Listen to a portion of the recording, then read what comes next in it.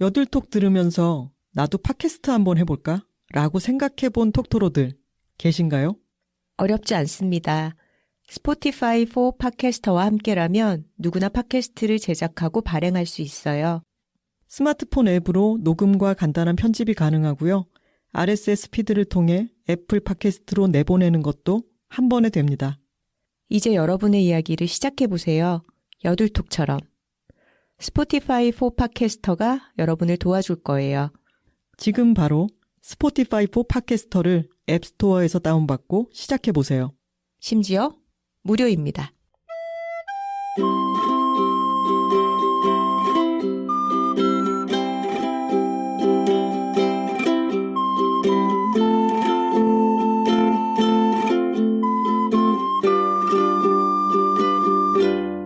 여자 둘이 토크하고 있습니다. 안녕하세요. 황선우입니다. 안녕하세요. 김하나입니다. 하나씨, 네, 선우씨. 이번 화 녹음을 못할 뻔했죠. 네, 도저히 여력이 안 돼서 이번은 녹음이 펑크가 나는구나 싶었었는데 녹음을 하게 됐네요. 어떤 여력이 없었죠? 6월 말에 나올 제 책의 마지막 교정 작업이 생각보다 해야 할 것들이 많아서 그리고 기한도 촉박해서 이번 주가 많이 바빴는데요. 그래서 사실 운동도 못 가고 드럼도 못 가고 압박감을 많이 느낀 한 주였는데 집중해서 며칠을 일을 하니까 그래도 생각보다는 팟캐스트 녹음과 편집을 할 수 있을 정도의 여력은 생기는 것 같아서 지금 시각이 일요일 저녁 9시가 넘었는데요. 그래도 녹음을 하러 왔습니다. 네, 다행이고요. 하나 씨의 새 책이 서울국제도서전에서 처음 선보이기 위해서 마감 일정을 맞추느라 지금 바쁘게 막바지 준비 중에 있습니다. 서울국제도서전 프로그램이 5월 13일 월요일부터 이제 예약 오픈이 되어 있어요. 아마 화요일 날 저희 방송이 나갈 때는 프로그램 예약이 끝나지 않았을까 싶기는 한데요. 서울국제도서전의 경우에는 열린 공간에서 강연들이 진행이 되어서 지나가다가 옆에서 들으실 수도 있고 또 좌석이 비면 거기에 들어가서 앉아서 들을 수 있는 기회들도 있으니까 관심 가지고 참여하셔도 좋겠습니다. 하나 씨의 신간 발표 강연이 서울국제도서전 기간 중에 6월 29일 토요일 오후 2시 반에 있습니다. 여기서 새 책에 대한 이야기를 아주 실컷 나누게 될 거고 제가 사회를 봅니다. 그러니까 톡토로 여러분들 이날 많이 와서 들어주시면 좋겠죠? 와주세요.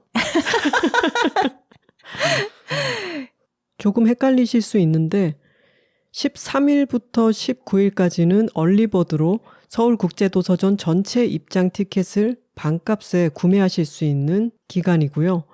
제 책이 감사하게도 서울국제도서전에서 처음 선보이는 신간 10권 중에 하나로 선정이 됐어요.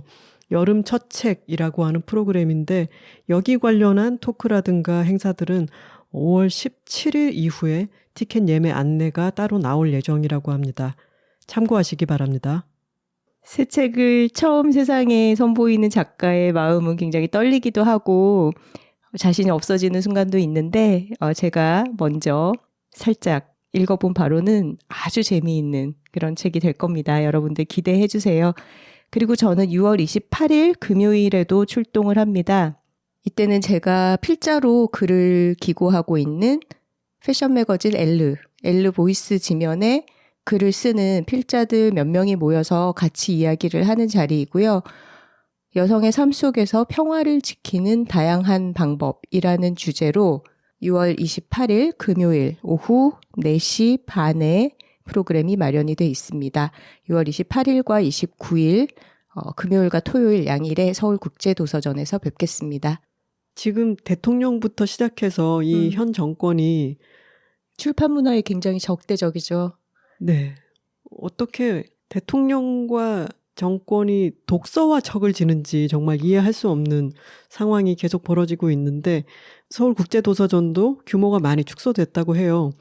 하지만 톡토로 여러분들과 책을 사랑하시는 여러분들 이 1년의 가장 큰 행사라고 할 수 있는 이곳에 많은 성원을 보내주시기를 바랍니다. 네.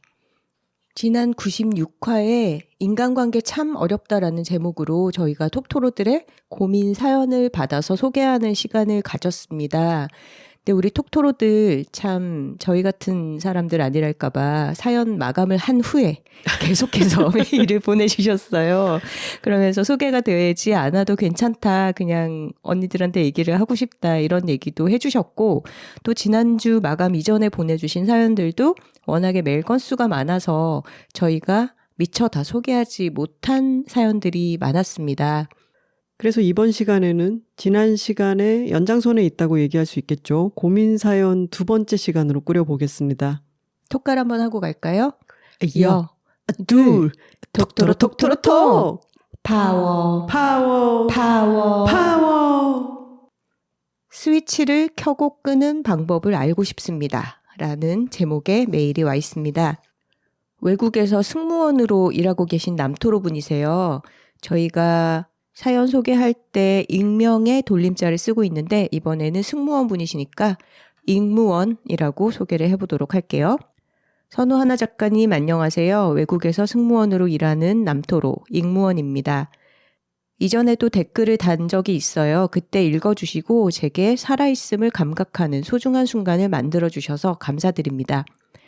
두 분께서 모드 전환 스위치를 켜고 끄시는 구체적인 방법이 궁금해서 문의 메일을 써봅니다. 사람에게 집중하는 모드, 일에 집중하는 모드, 식사에, 운동에, 수면에, 반려묘에게 온전히 집중하고 또 깔끔하게 다음 모드로 전환하는 방법이요. 예전에 하나 작가님께서 나는 출퇴근할 때 강을 지나는데 지날 때마다 일 모드의 스위치를 켜고 끈다 라고 하셨던 걸 기억합니다. 제 상황을 짧게 말씀드리자면 생업으로 항공사 승무원 일을 하고 틈나는 대로 소설을 쓰고 있습니다. 아직까지는 작은 규모의 공모전에서 상 받은 것이 글쓰기 커리어의 전부지만 프로가 되어 두 분께 작가로 소개되는 그날을 그리고 있습니다. 문제는 비행을 마치고 휴무일이 되어도 글쓰기에 적합한 상태로 전환이 잘 안 된다는 것입니다. 아시다시피 승무원은 비행 내내 주변을 살피는 레이더가 돌아가야 하고 문제가 있을 때 즉각적으로 신속히 대처하고 크고 작은 마찰이나 부정적인 감정을 빨리 잊고 다음 태스크로 넘어가는 멘탈리티가 필요합니다. 그래서 한 가지 생각에 몰두할 수도 없고 그래서도 안 되죠. 반면에 소설을 쓰려면 머릿속의 세계를 깊이 파고들어야 하는데 비행을 다 마치고 하루 이틀이 지나도 이런 정적인 스탠스로 전환이 잘 안 됩니다. 늘어져 있다가 머릿속을 환기할 겸 산책이나 할까 하고 나갔다가 하이프 상태가 돼서 반나절을 운동하고 땀 흘리고 막상 돌아오면 피곤해서 다시 늘어지고 입에 자꾸 뭘 집어넣고 식곤증이 오고 그러다가 저녁이 되면 글 생산이 어려워지고 이런 상황이 상당히 잦습니다. 글 이외의 잡념들, 주로 부정적인 생각들에 사로잡혀 모니터 앞에서 아무것도 안 하다가 저녁을 맞을 때도 있고요. 결국 글쓰기에 몰입하는 시간보다 몰입하려고 노력하는 시간이 혹은 노력조차 안 하는 시간이 더 많아집니다. 그리고 휴무일은 언제나 짧고 다음 비행이 돌아오죠. 비행하는 동안에는 비행 모드로, 끝나면 글 모드로 휙휙 전환하고 싶은데 그게 어려워서 고민입니다. 불필요한 생각이 머릿속을 어지럽힐 때, 명확한 목표나 계획이 있음에도 주변에 보이고 들리는 것들에 휘둘릴 때, 두 분은 어떻게 몸과 마음을 의도대로 끌고 가시는지요? 인생 선배님들의 경험담과 조언을 듣고 싶습니다. 어느새 저희 안정제로 자리 잡은 여둘톡의 두 진행자 선생님들, 선배님들, 선지자님들, like you, love you, need you, want you, always with you. Thank you. 우선 말씀하신 강을 지날 때마다 일모드 스위치를 켜고 끈다에 대해서 설명을 조금 드리자면은 제가 예전에 강남 신사동에 있는 회사를 광고회사를 다닐 때 일이었어요.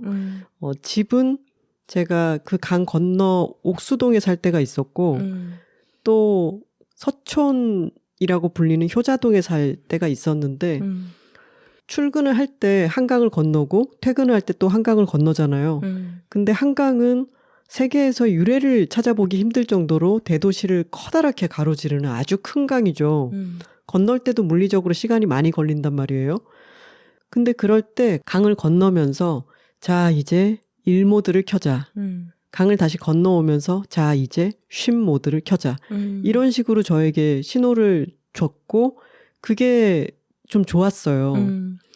특히나 주말이 되어서 이제 쉼 모드를 탁 켤 때는 더더욱 그게 아주 기쁨으로 다가오기도 하고요. 그때 드렸던 말씀을 기억하고 계신 것 같고요. 근데 지금 임무원님께서 겪고 계시는 고충을 저도 지금 이 소리째에서 기거숙식을 하면서 글을 쓰고 글을 고치고 이런 작업을 하고 있는데 저희는 여기 월세를 내가면서 녹음실 겸 작업실로서 이 소리째를 운영을 하고 있는데 집에는 우리 고양이들도 있고 여러 가지 생활적인 것들이 있으니까 여기는 작업실로 독립된 공간에서 효율을 높이려고 유지하고 있는 그런 공간인데도 와서 바로 일이 되지 않아요. 그럼요.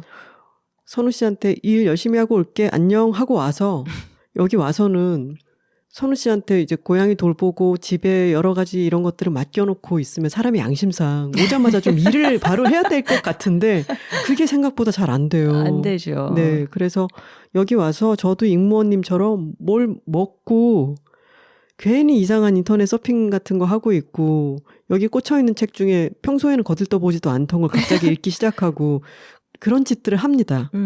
그러다가 이 나의 이런 버러지 같음이 이제 견딜 수 없어져서 뭘 그렇게 또 자학을 해요.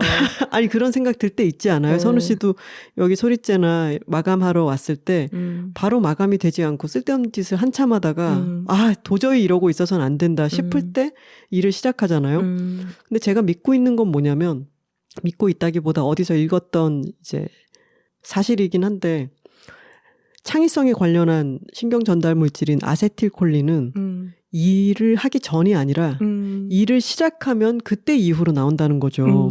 그래서 일을 아유 일하자 해서 시작을 하면 시작하기 전보다 스트레스는 확 떨어져요. 그리고 그 일에 몰두하게 되죠. 그러면 나 스스로를 아유 너무 바보 같다고 생각하는 나 스스로를 견디는 그 스트레스도 사라지고 일에 집중을 하게 되는데 그 일을 시작하기 전까지 시간이 걸리는 것은 저희도 다 겪고 있는 일입니다. 맞아요. 그리고 지금 잉무원님께서 승무원으로 본업을 하면서 휴무일에 소설을 쓴다는 그런 굉장한 집중력을 요구하는 일을 또 하나 하려고 하시는 거잖아요. 그러니까 사실은 집중이 어려운 게 맞죠. 왜냐하면 본업을 하고 휴무일이 되면 쉬어야 됩니다. 쉬면서 정말로 그냥 늘어져서 휴식도 취하고 뭐 집에서 여러 가지 돌봐야 될 가사도 있을 테고 뭐 반려동물이랑 시간을 보내기도 해야 될 테고 뭐 여러 가지 자기 주변을 돌보는 시간이 휴무일인 거죠. 근데 그 와중에 또 생산적인 창작 활동이라는 것을 하려다 보니까 지금 시간을 내서 집중하기가 쉽지 않은 건 너무 당연하고 그 와중에 내가 소설을 써야 되는데 그걸 못하고 있다라는 죄책감이 생활 전반을 잠식해버린 것 같아요. 지금 어떤 딴짓을 한다는 예로 드신 게 뭐 산책을 하러 밖에 나간다거나 뭐 운동해서 땀을 흘린다거나 뭔가를 간식을 먹는다거나 뭐 이런 것들이 다 나쁜 일이 아니잖아요. 쉬면서 얼마든지 할 수 있고 또 해야 되는 그런 활동들인데 그걸 하느라 글을 못 쓰고 있다라는 죄책감이 너무 커서 이도저도 아닌 상태로 휴무일을 보내고 계시는 것 같아요.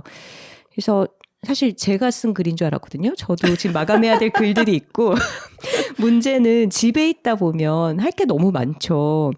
집안일은 끝이 없잖아요. 그러니까 눈에 보이는 것들부터 뭐 하나 뭐 청소니 빨래니 설거지니 하다 보면 시간이 훌쩍 지나고 고양이들 돌보고 하다 보면은 내가 글을 써야 되는 시간을 확보하기가 정말 쉽지 않습니다.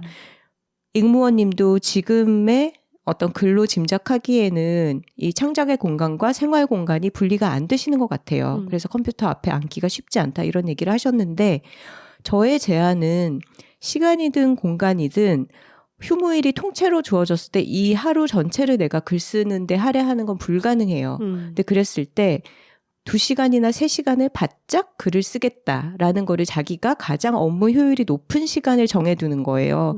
예를 들어서 나는 저녁에 뭐 6시에서 9시가 제일 효율이 높다. 아니면 오전에 10시에서 1시까지가 제일 좋다 하면은 그 시간 동안만큼은 다른데 한눈을 팔지 않겠다라고 생각하고 블럭을 시켜두는 거죠.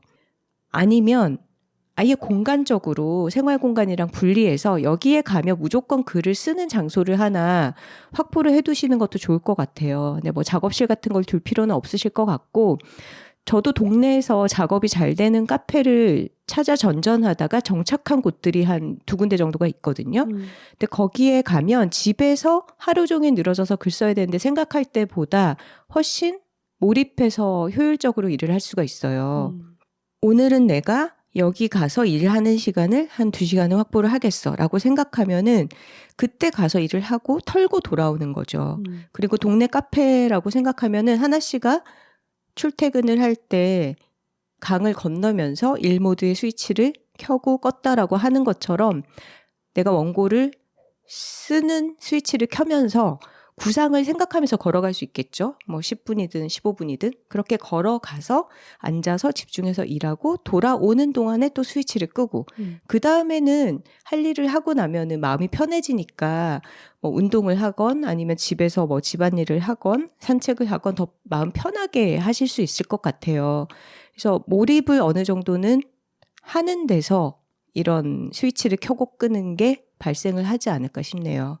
예전에 저희 편집자님이 다른 작가님한테 들은 말씀이라고 하는데, 글이 쓰이는 시간이 있고 글이 고이는 시간이 있다라는 얘기를 저희한테 전해주셨어요. 근데 그렇게 생각하면 글이 고일 새도 없이 뭔가를 끄집어내려고 하면 또 잘 안 되기도 하겠죠. 글이 안 쓰이는 시간 동안은 글이 어딘가 고여가고 있을 것이다 라고 생각하는 것도 마음에는 좀 더 편안하게 작용하지 않을까 싶고요. 그리고 저는 이번에 부산에 가서 마지막에 집중적으로 원고를 써서 털고 올 때도 느꼈는데, 저는 일상생활을 하면서 사이사이에 글을 쓸 수 있는 타입은 아닌 것 같더라고요. 제 스스로를 이제야 좀 더 파악을 하겠는데, 그래서 앞으로는 너무 오랫동안 내가 글을 써야 되는데 오늘도 못 썼네, 내일도 못 썼네, 그 다음날도 못 썼네 이렇게 생각하는 것보다는 그때는 어차피 나는 글을 못 써. 지금은 글을 못 쓰는 기간 이렇게 정해두고 글을 이제는 써야 할 기간을 따로 블럭해서 만들어두는 게 저한테는 더 효율적인 방법이더라고요. 그래서 탁구도 그때는 안 치고 여러 가지 것들을 글 쓰는 모드로 나를 전환시켜서 그 시간 속에 저를 일상적이지 않은 시간으로 넣어두는 게 저는 유리한 사람이라는 것을 깨달았어요. 익무원님도 지금 비행을 하고 오면은 그게 육체적으로도 정신적으로도 정말 피로가 많이 쌓이는 일이죠. 그럼요. 그런데 짧은 휴무일 동안 일상의 것들을 또 처리도 하고 스트레스도 풀면서도 또 글을 쓴다는 것은 일단은 쉽지가 않은 일이고, 매번 내가 휴무일 때마다 글을 써야지라고 생각하면서 너무 스트레스를 받지 마시고 앞으로 적어도 한두 달은 내가 글을 쓸래야 쓸 수 없는 사람이다라고 생각하고 아예 글을 쓰지 말아보세요. 근데 그러면 근질거리는 게 찾아올 거라고도 생각을 해요. 그러면 그 뒤에는 이거 내가 되게 쓰고 싶다. 이런 마음이 생겨서 좀 더 집중할 수 있는 게 여력이 생기지 않을까라는 생각도 들어요. 그리고 짧은 뭐 하루 이틀 정도의 시간으로 생각하지는 마시고 한 여러 날의 기간이 확보될 때 그때까지 기다렸다가 좀 집중해서 한번 써보시고 그런 리듬을 찾아가는 것도 중요할 것 같습니다. 네. 글이 고이는 시간을 보내시다 보면 또 글이 쓰이는 시간이 찾아오겠죠. 저야말로 지금 고일 대로 고여서 더 담을 데가 없는 지경인데 얼른 써야겠다는 생각을 이 메일을 읽으면서 하고 있습니다. 일단 일을 시작한 후에 아세틸콜린이 나올 거다라고 하는 거를 믿어보시고요. 그리고 제가 읽은 글쓰기나 습관에 대한 책은 아니었는데 우리가 모르는 사이에라고 하는 무의식에 대한 책이 있었어요. 근데 이 무의식 전문가라고 하는 존 바그라고 하는 이 저자가 자기가 연구실에서 생각하고 있던 여러 가지 주제들을 집에 와서도 계속 생각하고 있더라는 거죠. 그렇게 되기가 쉽죠. 네, 그래서 식탁에서 자기의 딸이 막 이런저런 얘기를 하는데도 거기에 집중을 하지 못하고 있는 자기를 발견해서 언젠가 이래서는 안 되겠다 싶어서 자기한테 준 신호가 뭐였냐면은 현관 앞에 놓인 발매트였대요. 그래서 연구하던 주제를 머릿속에 굴리면서 차를 몰고 집 앞에 와서 주차할 때까지는 그 생각을 해도 돼. 하지만 내가 집 앞에 있는 발매트를 밟고 들어가는 순간 그 생각은 딱 끊는 거야. 이렇게 자기에게 계속 신호를 줬다고 그것이 가정생활에 도움이 되었다. 이렇게 얘기한 부분이 있었어요. 그리고 언젠가 그 강원국 작가? 그분이 대통령의 글쓰기? 네, 그분이 원고를 쓸 때 안경을 쓰는 안경을 딱 쓰는 것 자체가 자기에게 계속해서 이제 신호를 주는 거라고 얘기를 했던 적이 있었는데, 뭐 이를테면은 겨울철이라면 특정 어떤 조끼를 입는다든가, 뭐 안경을 쓴다든가, 어떤 공간, 집에 이제 약간은 가림막이 있는 어떤 공간에 앉는다든가 하는 것을 글쓰기를 할 때만 자기에게 주는 신호로 한번 여러 가지를 시험을 해보시는 것도 좋을 것 같습니다. 맞아요. 휴무일 하루 종일을 글 쓰는 날 이렇게 정해두지 마시고 그중에 일부 효율이 좋은 시간 혹은 어떤 글쓰기 적합한 장소 이런 것들로 나에게 일이 이제 시작된다라는 신호를 주고 또 그게 끝날 수 있도록 한번 운영을 해보시면 좋겠습니다. 그리고 제가 이번에 원고 마무리하려고 부산에 갔을 때 부산에 저녁에 도착하는 시간대로 간 게 아니라 일찍 갔단 말이에요. 저에게 주어져 있는 시간이 그렇게 많지 않았기 때문에 잘 활용해야 된다는 생각으로. 근데 제가 도착한 첫날 바다 멍하니 보고 있고 딴짓하고 누워있고 뭐 이러면서 시간이 다 갔어요. 근데 그날 밤에 또 너무 허무하다 뭔가. 그리고 제가 사실은 서울에서 출발하기 전에 마음이 아주 상하는 일이 있었기 때문에 감정적으로 그걸 처리하느라고 아주 힘들었는데 하루를 공친 것 같았거든요. 근데 다음날 그 공친 하루 때문에 다시 그 다음날부터 일을 오전부터 딱 시작을 했더니 제가 깨닫게 된 것은 그 어제 하루는 그 하루가 필요했던 거였구나 였어요. 일을 바로바로 스위치를 켜서 하는 게 저는 꼭 좋은 거라고 생각하지 않거든요. 시동을 걸고 예열을 하는 시간 동안에도 분명히 무언가 작용이 일어나요. 그래서 바로 노트북을 켜고 뭔가를 써 나가는 것보다 그 예열 시간 동안에 생겨나는 여러 가지 작용들이 우리 안에 풍부하게 일어나고 있다는 것을 믿어보셔도 좋을 것 같습니다. 네. 나중에 잉모원님이 쓰신 작품을 소개할 수 있는 날이 오기를 기대하고 있겠습니다. 다음 사연 읽어보겠습니다. 이 사연은 지난번에 다 읽지 못했던 회사 생활 속에서의 인간관계 사연이었습니다. 이 톡토로님은 이 차장님이라고 부를게요. 네.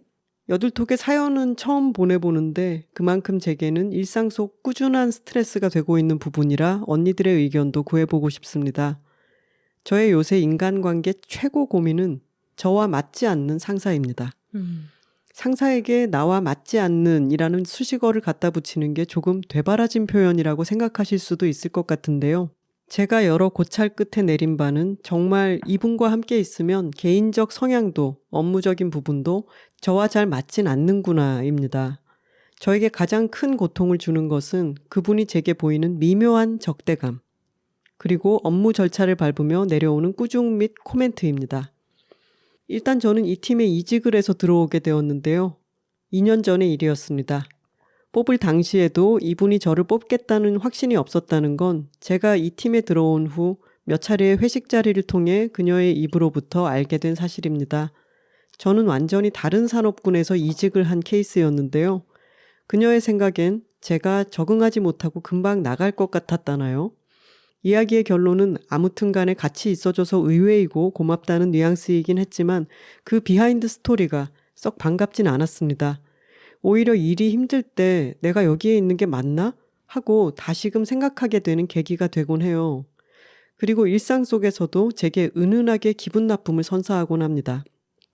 다른 팀원들에게 말하는 걸 보면 원래도 필터링 없이 말하는 분 같기는 한데 제가 유난히 더 만만한 건지 한 수위 높게 막말을 던지곤 합니다.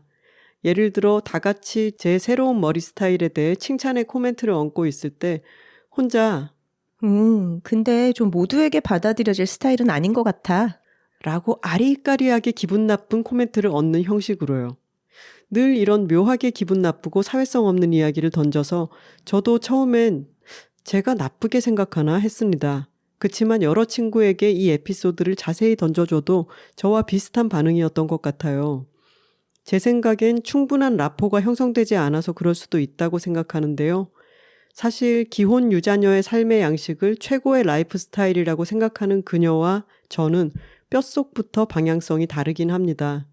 늘 남자가 있는 곳에 가야 한다고, 애는 꼭 낳아봐야 한다며, 결혼을 할 거면 꼭 일찍 하라고 회식 때마다 이야기하는 사람과 사실 저는 제 일상을 나누고 싶지 않아요, 유유. 다른 팀원들은 본인들의 연애 이야기를 터놓으며 교류하곤 하지만 저는 사실 그렇게까지 사적인 이야기를 나누고 싶은 의향이 전혀 없습니다. 물론 제가 하는 운동, 저의 반려동물 이야기 정도까지 나누긴 하지만 이 부분은 그녀의 관심사가 아니라 대체로 스루되곤 합니다. 이 부분은 제가 그래도 없는 이야기라도 지어내서 나눠야 하는 부분일까요? 흑흑.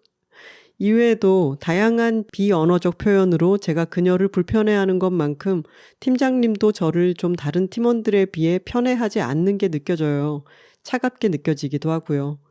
다행히 사적 감정과 업무적 감정을 분리시키는 데에는 철저하신 분이라 업무 배정을 받거나 하는 데는 문제가 없었습니다.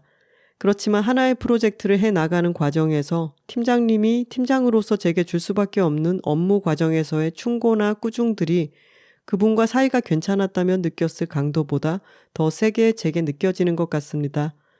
업무상으로 혼나는 게 물론 불쾌할 수 있겠지만 업무상이라고 생각하면 훌훌 털어낼 수 있어야 하는데 그게 잘 안 되네요. 저를 마음에 들어하지 않아서 더 불어 뭐라고 하시는 것 같고 다른 사람에게는 더 상냥하게 말할 수 있는 부분을 아주 차갑고 냉정하게 전달해 주시는 것 같아요. 저도 너무 깊이 생각하지 않고 쿨하게 일하고 싶은데 참 쉽지 않습니다. 게다가 지난 회사에서 제가 맡은 일은 혼날 것이라고는 없는 업무들이었지만 이번 회사에서의 업무는 실수가 바로 티가 나고 문제로 이어지는 업무들이 왕왕 있어서 직장에서 혼이 난다의 개념도 제게는 너무나 생경하고 낯섭니다. 아직 주니어 단계라면 있을 수도 있는 일인 것 같은데 말이죠. 저는 이분과의 사적 관계를 서로 간의 오해 없이 어떻게든 편안하게 돌려놓으려고 해야 할까요? 이야기해서 나아질 사이라면 개인적인 커피 타임을 요청할 생각도 있습니다. 아니면 어차피 가까워질 수 없는 사이라면 그냥 이대로 쿨하게 업무나 업무대로 열심히 하면 될까요? 또 아니면 이 모든 건 저만 느끼는 불편함일까요? 직장 생활이라는 게 업무가 다가 아니라는 게 느껴지는 요즘입니다.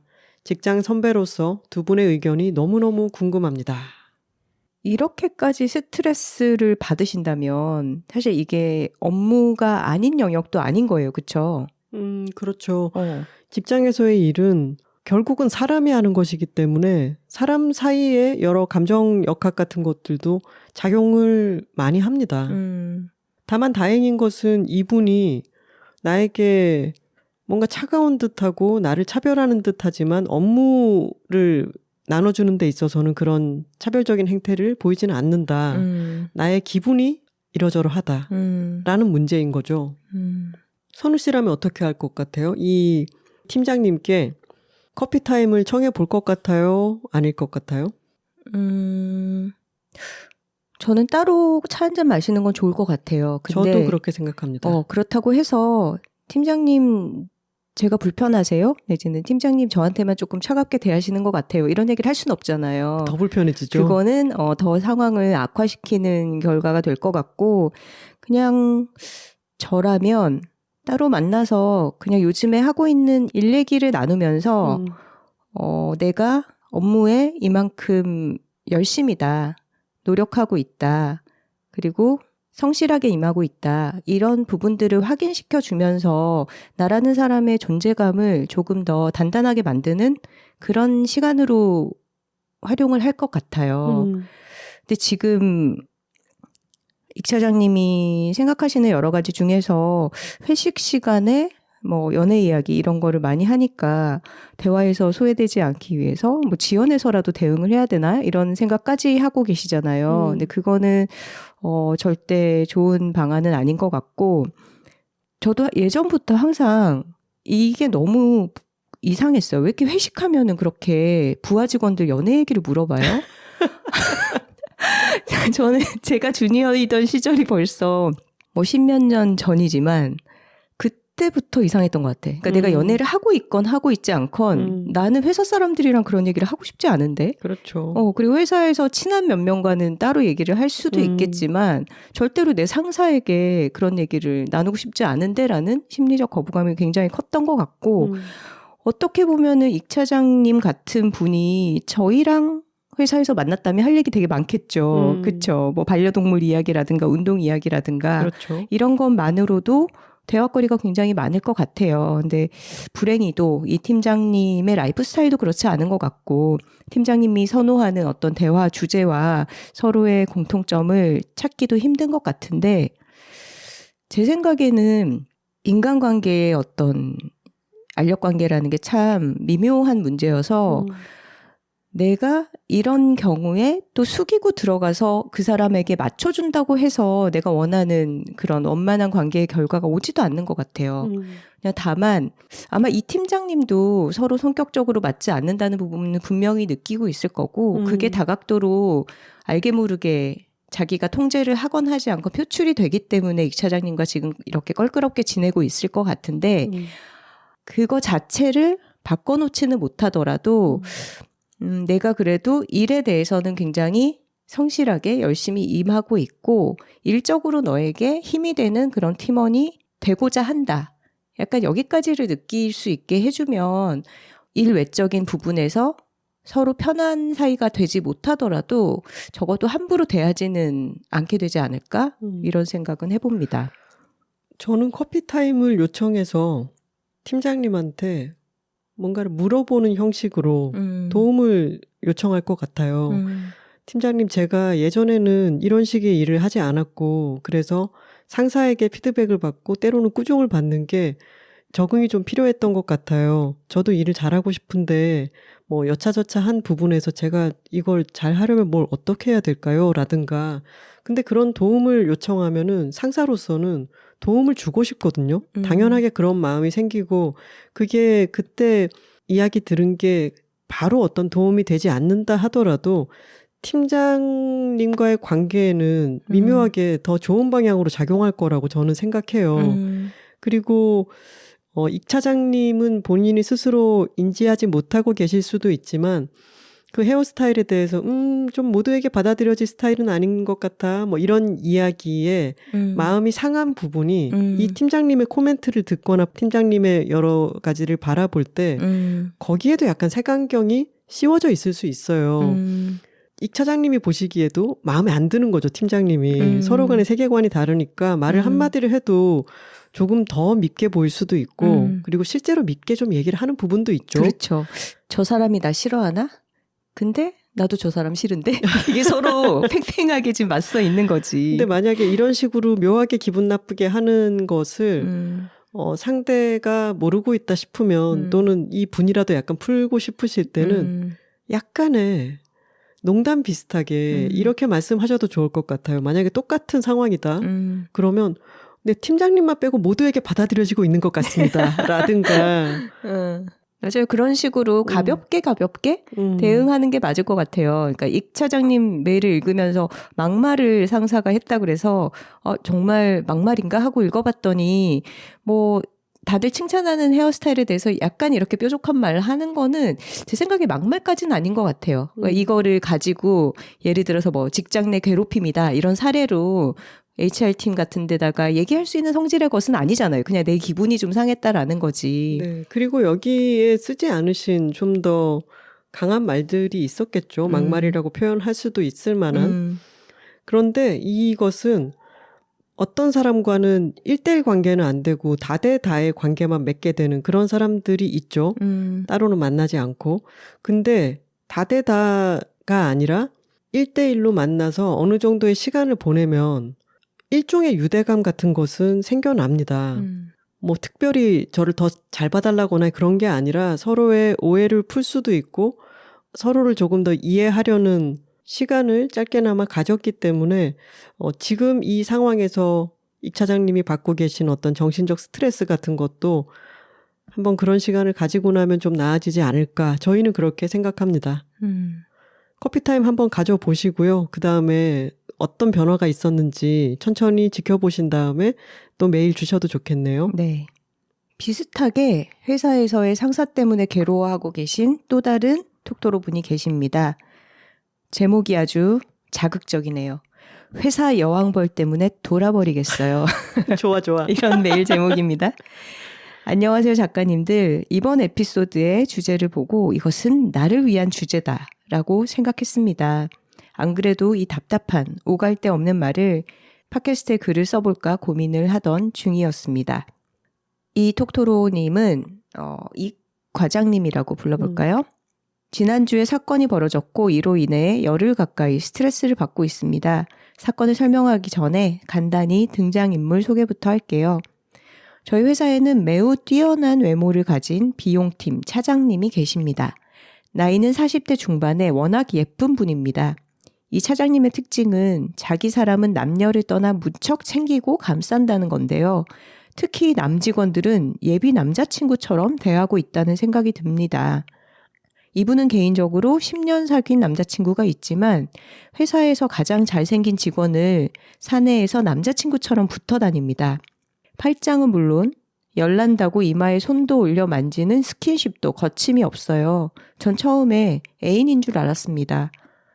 저는 지금 회사에 입사한 지 1년이 좀 넘었는데요. 저는 이런 타입의 분들과는 항상 트러블이 있어서 입사하자마자 이분과 업무 외적으로는 거리를 두고 있습니다. 제가 입사 기간이 짧아 되도록 회식은 참가해서 사람들을 사귀려던 중이었는데요. 지난 금요일에도 바로 그런 회식 날이었습니다. 저는 해외 쪽에 업무를 하던 중인데 그날은 국내 팀과 함께 회식을 할 일이 있었어요. 이런 말 하긴 부끄럽지만 저는 인기가 많은 편입니다. 정확히는 모르겠지만 재밌어서 인기가 많은 것 같습니다. 그 국내 팀에는 이 차장님이 매우 애정하는 남직원이 있었고 이 친구는 저의 옆 동네에 살고 있었습니다.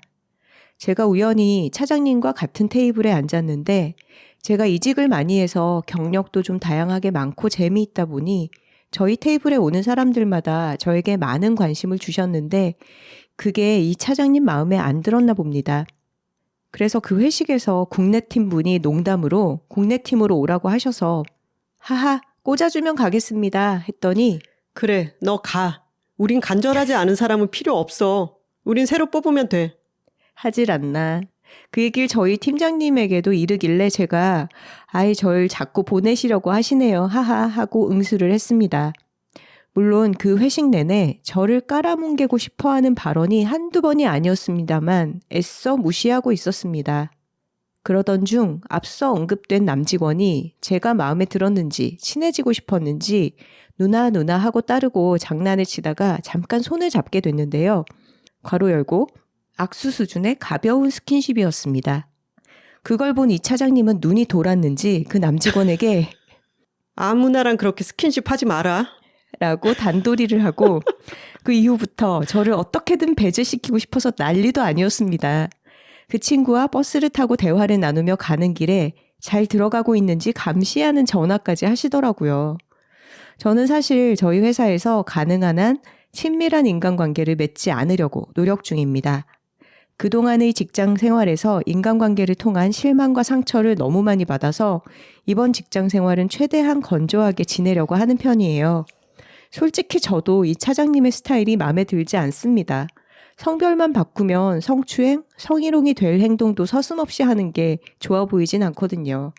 하지만 저도 어쨌든 회사 생활을 해야 하는데 다가오는 직원들을 내칠 수도 없고 받아주기만 하는데도 이러니 참 불편하고 화가 납니다.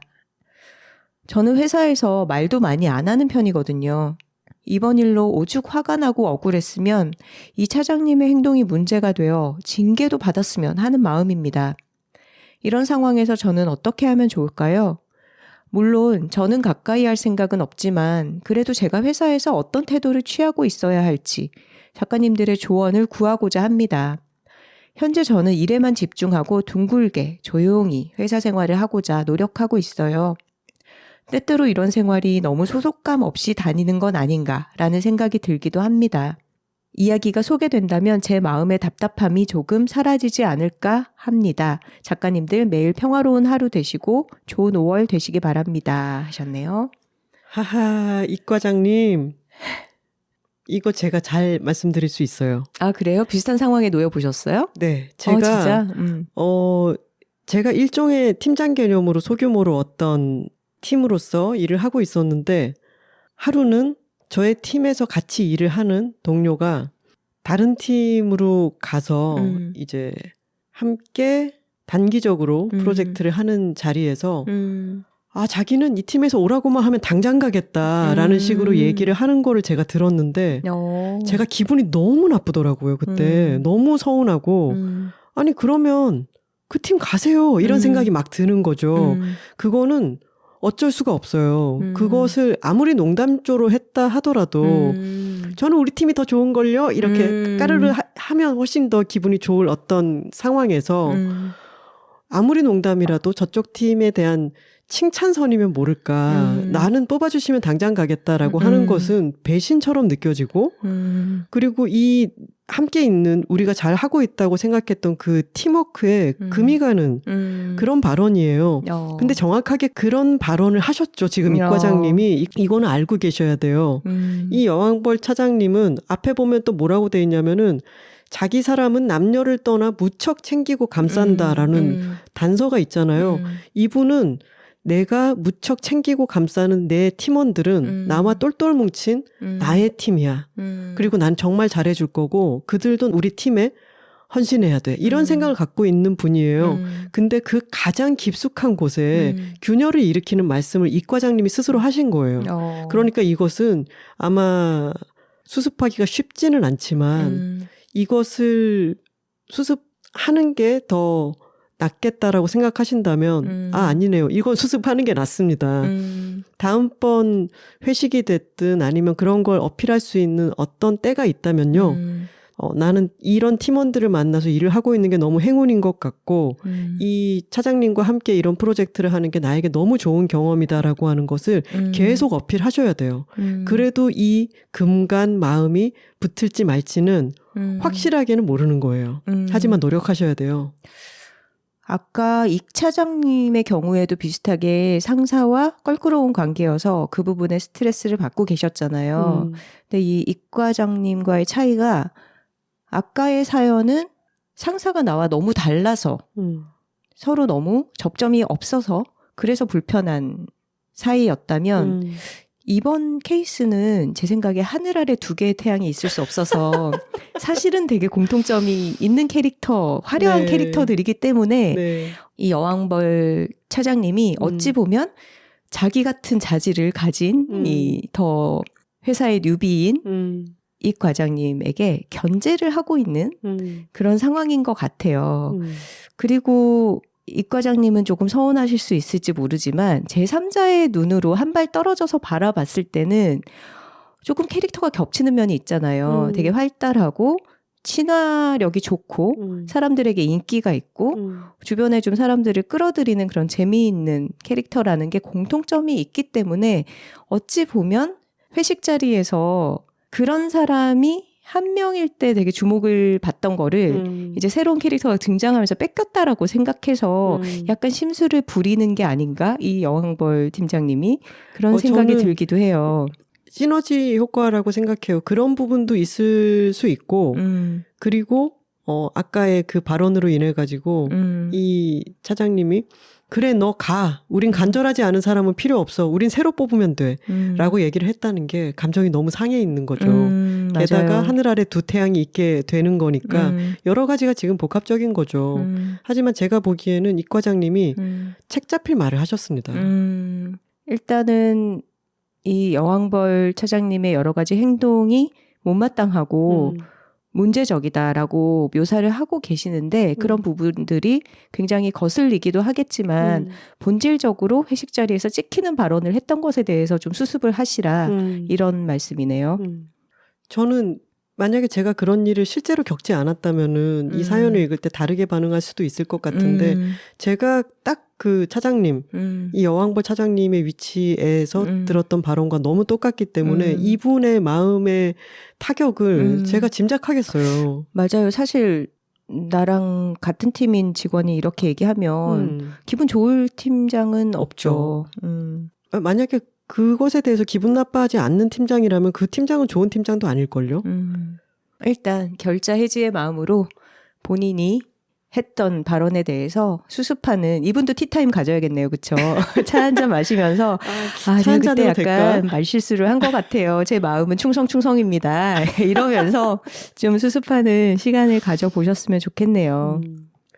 그래서 이 차장님의 마음에 대해서 저희가 말씀을 드렸으니까 이 차장님이 화가 난 것은 지금 이 과장님이 다른 남직원이 이 과장님한테 호감을 보였다거나 이래서 발생하는 것보다는 그 발언 때문에 이미 굉장히 마음이 상해 있는 상태에서 벌어지는 일들이고 지금 이 과장님은 이 여왕벌님을 어떤 남성에게 특히나 저런 식으로 구는 사람 이렇게 바라보고 계시기 때문에 그 상황을 더 색안경을 끼고 바라보고 계신데요. 그 본질에는 그것과는 좀 다른 일이 있다는 것을 확실하게 인지하십시오. 네. 다음 사연 읽어보겠습니다. 원망하는 마음을 멈추고 싶어요. 이분은 어떤 직위가 있는 곳에서 일을 하고 계시진 않지만 업무 관련해서 복잡한 마음을 보내주신 거라서 저희가 임의로 직급을 드리겠습니다. 통 크게 익 이사님으로 부르겠습니다. 이제 미천 떨어져 가요, 저희. 아니에요. 전무, 엄청 많아요. 상무, 뭐 사장. 주임도 있고 꼭 높아질 필요는 없죠. 다양하게. 네네. 언니들 안녕하세요. 저는 원망하는 마음을 멈추고 싶고 앞으로 나아가고 싶은데 방법을 잘 모르겠어서 이렇게 메일을 드립니다. 저는 지난해 말 3년간 몸담았던 업계를 나오게 되었습니다. 1, 2년 전부터 영화 방송업계는 투자가 불확실한 프로젝트들이 멈추게 되는 일이 잦았고 저희 팀도 그 이유로 해산하게 되었습니다. 그리고 투자 지연으로 인해 그간 타 팀으로 차출되어 반강제 현장 노동을 하고 있던 저도 다른 팀 현장에서 몸과 마음이 너덜해져서 끝을 내게 되었습니다. 저는 다른 일을 하다 32살 늦은 나이에 이 업계에 들어오게 되었습니다. 그전에는 주로 혼자 하는 일을 했는데 단편영화 제작을 경험하며 여럿이 팀으로 함께 작품을 만드는 모든 과정이 아름답게 느껴졌습니다. 안정적인 일을 버리고 영화로 전향하기까지는 망설이는 시간도 길었지만 후회하느니 더 늦기 전에 도전해보자 라고 마음먹었습니다. 하지만 현실은 생각보다 훨씬 어려웠어요. 70 내지 80통의 이력서를 내도 떨어지는 일이 허다했고 업계 선배들은 저에게 너무 늦었다. 너는 여자고 나이가 너무 많다. 라는 말을 수도 없이 했습니다. 제 나이와 여자인 것은 제가 바꿀 수 없는 것인데 저를 걱정해준다며 하는 말들이 얼마나 아프던지요. 저는 괜히 오기로 딴 길 찾아보라는 말을 무시하고 꾸준히 이력서를 냈고 다른 영화팀의 제작 지원이 뜨면 만사를 제쳐놓고 뛰어들었습니다. 현장의 제작 지원은 단기 인력이기 때문에 보통 여자 지원분이나 지원 누나로 불렸습니다. 저는 거기서조차도 괜히 나이 많은 여자가 일을 설렁설렁 한다든지 넌 윗대가리만 해봐서 팀원 일 못할 거야 라는 말을 해명이라도 하듯이 미친 듯이 뛰어다녔어요. 촬영이 끝나면 옷에 하얗게 소금이 일고 다리가 퉁퉁 부어 걷기가 힘들었는데도 당시 그저 바랐던 건 이런 지원 누나가 아닌 당신들과 같은 팀원이 되는 것이었습니다. 누가 제 이름이라도 기억해서 땡땡씨라고 불러주면 어찌나 기쁘던지요. 이렇게 한 1년을 보낸 뒤로 어찌저찌 다른 독립영화의 팀원이 되어 몇 작품을 마치고 이제 좀 그네들이 말하는 진짜 바로 그 상업영화를 할 수 있는 줄 알았는데 타팀 제작 지원을 가며 결국 나는 지원 누나밖에 못 되는구나. 이 팀에 합류할 때 제작 지원을 가지 않는 것이 내 유일한 근무 조건이었는데도 나의 사수는 그저 까먹었다고 하면 그만이구나. 화가 났고 한편으론 무력감이 들었습니다. 영화나 드라마 한다고 하면 다들 오, 좀 멋진데? 라고 추켜세우기 일쑤지만 사실은 모든 일이 그렇듯 대부분이 허드렛 일입니다. 담배꽁초 줍기, 경광봉으로 차 막기, 쓰레기 청소, 무대뽀로 로케이션 비용을 깎거나 사정하는 일, 급변하는 현장 상황에 늘 대처할 수 있게 긴장해 있는 것. 어느 업계나 고달픈 막내 시절이 있다지만 서열이 확실한 도제식 시스템 속에서 프로덕션 기간 내내 팀원과 숙소를 같이 써야 하는 것도, 말은 52시간이라지만 거의 100시간, 120시간씩 일하는 것도 미래가 있다고 생각하면 견딜 수 있을 줄 알았어요. 근데 저는 이제 더 이상 못할 것 같아요. 그리고 솔직히 이젠 할 만큼 해서 더 이상의 미련도 없습니다. 그만하고 싶어요. 저를 이 팀으로 데려왔던 사수와 어떻게 해서든 좋게 이야기해서 마무리라도 잘 짓고 싶었지만 약속을 계속 회피하는 모습에서 지난 믿음이 다 소용없어지고, 노력해도 안 되는 일이란 게 있는 건데 내가 그걸 미처 몰랐네. 여긴 내 길이 아닌 것 같다라는 걸 받아들이는데 많은 시간을 쓰는 중입니다.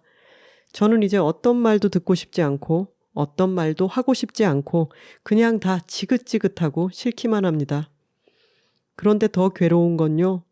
저는 이렇게 몇 개월째 괴로워하고 하루의 대부분을 원망하며 보내는데 남들은 아무렇지 않게 다른 프로젝트를 하고 다 지난 일인 양 나아간다는 점이에요. 굳이 비교를 하지 않아도 저도 그냥 저 스스로 잘 지내고 싶거든요. 근데 그게 쉽지 않습니다.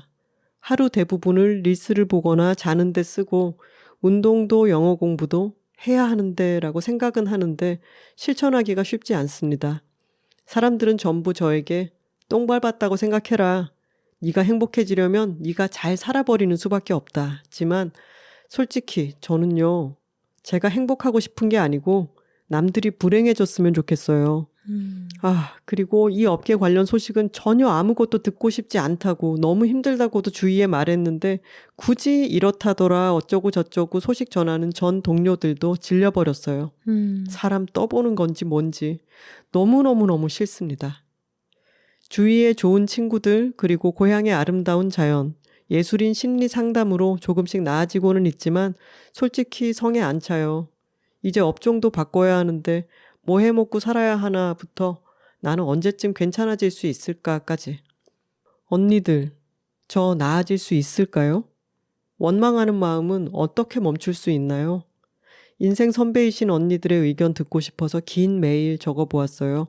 항상 감사드립니다. 하셨습니다. 이 기사님이 힘든 시간을 보내고 계시네요. 이 사수, 굉장히 나쁜 사람입니다. 그러게요. 책임감이 없죠. 그리고 이제 그 업계 관련 소식 전하지 말라라고 하는데도 굳이 와서 이런저런 말 옮기는 이 사람들도 나쁜 사람들이에요. 이 사람들을 안 만나는 게 좋겠죠. 네. 지금 이 기사님이 나는 이 업계에서 완전히 떠났다라고 생각을 하셨으면은 그 업계 사람을 안 만나는 게 더 좋습니다. 정신건강에는. 맞아요. 좀 정리하고 거리를 두고 잊어버리는 시간이 필요할 것 같고 지금 일단 어떤 생산적인 일들을 해야 하는데 하루 대부분의 시간을 좀 허비하고 있다라는 데 대해서 또 죄책감을 갖고 계신데요. 지금은 굉장히 아프신 거예요. 요양기간입니다. 네. 아프신 상태에서 뭔가 마음을 돌보기 위해서 뭔가 새로운 걸 하려고 하기보다는 지난 시간을 좀 추스르는 그런 여유가 필요할 때예요. 그러니까 지금 내가 뭘 하고 있지 않다라는 것에 대해서 스스로를 탓하지 마시고 그냥 좀 비워내고 잊어버리고 지난 시간과 단절하는 그런 기간을 가지셨으면 좋겠고요. 그리고 원망하는 마음을 어떻게 멈출 수 있냐고 하셨는데 원망의 마음의 크기가 있다면 그거를 어느 정도 다 토해내야지 멈추게 되지 않을까요? 지금은 나쁜 사람을 미워하고 자신을 제대로 대해주지 않은 그 사수에 대해서 미움의 마음을 가지는 건 저는 굉장히 당연한 것 같아요. 그리고 그 마음을 다 좀 쓰고 발산하고 나야지 새로운 시기로 나아갈 수 있지 않을까 그런 생각이 듭니다. 아까 제가 완전히 이 업계를 떠나기로 마음 먹으셨다면은 그 업계 사람들을 안 만나는 게 좋겠다라고 말씀을 드렸는데 이 업계 사람들이 업계의 일들을 얘기를 하면 이 기사님은 사람 떠보는 건지 뭔지 이렇게 생각이 드시잖아요. 근데 이 부분에서 제가 조금 짐작할 수 있는 것은 미련이 남아있긴 한 거예요. 32살에 업종을 전환해서 여기서 이런저런 고생을 너무 많이 했는데 이렇게 떠나왔는데 어떤 예전 업계 사람들이 와서 얘기를 하면 또 약간 동하는 부분이 살짝은 있으신 거죠. 미련이 됐든 뭐가 됐든. 근데 이거는요. 전적으로 이 기사님이 판단하실 문제이긴 하지만 저는 아쉬운 마음에 말씀을 한번 드려보자면 여기서 하시고 싶었던 것은 제작 지원 일은 아니죠. 하지만 제작 지원 일을 하면서 어떻게든 상업영화도 하고 당신들과 함께 어떤 일을 하는 팀원이 되고 싶다라는 마음을 계속 가지고 계셨는데 여기서는 누가 이름이라도 기억해서 땡땡씨라고 불러주면 참 기뻤다. 이런 말씀을 하셨어요. 만약에 정말 딱 한 프로젝트만 연이 닿아서 하시게 된다고 하면요. 그게 이제 또 제작 지원으로 가게 된다 하더라도 내 이름은 뭐고 나를 땡땡씨라고 불러달라. 정확하게 말씀을 하시고 나는 제작 지원을 원하지 않아. 내가 원하는 것은 뭐예요? 라고 하는 것을 끊임없이 어필하면서 한번 그 프로젝트를 해보시면 어떨까? 라는 생각은 들어요. 너무 바쁘고 해야 할 일이 많으니까 모두가 제작 지원 누나 이렇게 이야기를 하고 그리고 이 땡땡씨가 이 기사님이 갖고 계신 어떤 포부라든가 내가 정말 하고 싶은 영역에 대해서는 그 바쁜 중에 다른 동료들이 그것을 잘 인지하지 못했을 것 같거든요. 그래서 다음번에 한 번의 기회가 더 주어지신다면은 정말 적극적으로 내가 하고 싶은 일이 무엇인지 더 또렷하게 어필하는 기간이 되었으면 하는 바람이 있고요. 이거는 주제 넘은 말씀이었으니까 이제 더 이상 다시는 이쪽 일은 하지 않겠다라고 생각하신다면은 그 동료들을 멀리하고 요양한다고 생각하시고 옛날 왜 유럽 소설들 같은 거 보면은 폐가 안 좋으면 막 양지바른 어느 휴양 도시로 마요르카 가서 이런 데 가가지고 한 몇 쇼팽이 개월씩 피아노도 싸들고 가고 이런 것처럼 몇 개월씩 몇 년씩 거기서 있잖아요. 지금 마침 환경은 좋죠. 주위에 좋은 친구들이 있고 고향의 아름다운 자연과 예술인 심리 상담도 하고 계시니까 지금 이 기간은 나를 낫게 하는 기간이에요. 그리고 저는 살면서 점점 더 그런 생각이 드는데 뭐든지 하루아침에 되는 것은 없어요. 뭔가를 딱 잘라서 오늘부터 나는 뭐다라고 하면은 남아있는 것들이 일종의 작용 같은 거를 나중에 일으켜요. 그런 것처럼 지금은 한 방울 한 방울 모래알 하나하나 하루하루 쌓아가고 있다고 생각하시고 그게 약간 두둑하게 쌓였다 싶었을 때 원망하는 마음도 그 신체적 건강 상태로 인해서 조금씩 그 염증이 나아지게 되는 거예요. 그러니까 당장 원망하는 마음을 멈추려고 생각하지도 마시고 지금은 내 마음, 정신건강 돌보고 나에게 좀 여유를 주고 영어 공부 나중에 하면 돼요. 그럼요. 우리 다 늦었잖아요. 영어 공부. 다 늦게 시작하면 돼요. 얼마든지 나중에 다시 하셔도 되니까 운동도 영어 공부도 해야 되는데라는 생각도 지금은 하지 마세요. 네. 저는 이 기사님 사연 읽으면서 예전에 제가 다니던 잡지사가 폐간을 한 적이 있었어요. 그때가 생각이 많이 났거든요. 근데 제가 20대 후반이었고 이제 살면서 뭔가 그런 실패라는 거를 경험을 별로 안 해봤던 때였어요. 그래서 그게 너무 크게 다가왔던 거죠. 저에게는. 이 기사님과 상황이 조금 다르긴 하지만 그랬을 때 나중에 지나고 보니까 어떤 생각을 하게 됐냐면 그 당시에는 나의 어떤 능력 부족 내지는 내가 속했던 그 조직 안에서의 부조리 그리고 저도 그렇게 회사가 망하는 경험을 했을 때 힘이 없는 직원들보다 그때 더 높은 위치에 있었던 팀장만 그 회사에 남게 됐거든요. 자리를 보존해서. 그런 것들이 굉장히 억울하고 너무 원망스러웠죠. 근데 몇 년이 지나서 그때 기억들이 좀 멀어지고 나서 돌아보니까 이게 나라는 개인 그리고 내 팀장이었던 그 개인의 문제보다는 그 어떤 산업과 조직의 생리로 받아들이게 되더라고요. 그때 당시에 우리나라의 어떤 경제 사이클과 어떤 타겟의 잡지들이 범람을 했다가 한번 걸러지는 그런 상황들 속에서 이거는 내가 뭘 잘하거나 잘못한다고 해서 그 상황을 바꿀 수 있었던 게 아니구나라는 걸 직시를 하게 됐고, 그 산업의 흐름이라는 거는 내 개인이 뛰어나건 그렇지 않건 혹은 운이 좋건 그렇지 않건과 상관없이 어떤 흘러가는 큰 흐름이다라는 생각이 들더라고요. 근데 지금 이 기사님뿐만 아니라 저희 주변에도 영화 드라마 업계에서 몸담으면서 본인이 일해오던 몇 년씩 시간과 노력을 투자한 그런 프로젝트들이 엎어지는 경우들도 많이 보고 있어요. 근데 그분들 한 사람 한 사람이 부족해서 역량이 없어서가 아니라 지금 코로나 이후에 너무 과도하게 영상 쪽에 투자되었던 것들이 회수가 되고 꽁꽁 얼어붙으면서 이런 상황이 발생을 하고 있는 거잖아요. 그 속에서 벌어졌던 상황이라고 좀 본인을 작게 놓고 이 산업에 대한 이해로서 생각을 하시면 조금 더 마음이 편해지는 부분이 있지 않을까라는 생각도 들고요.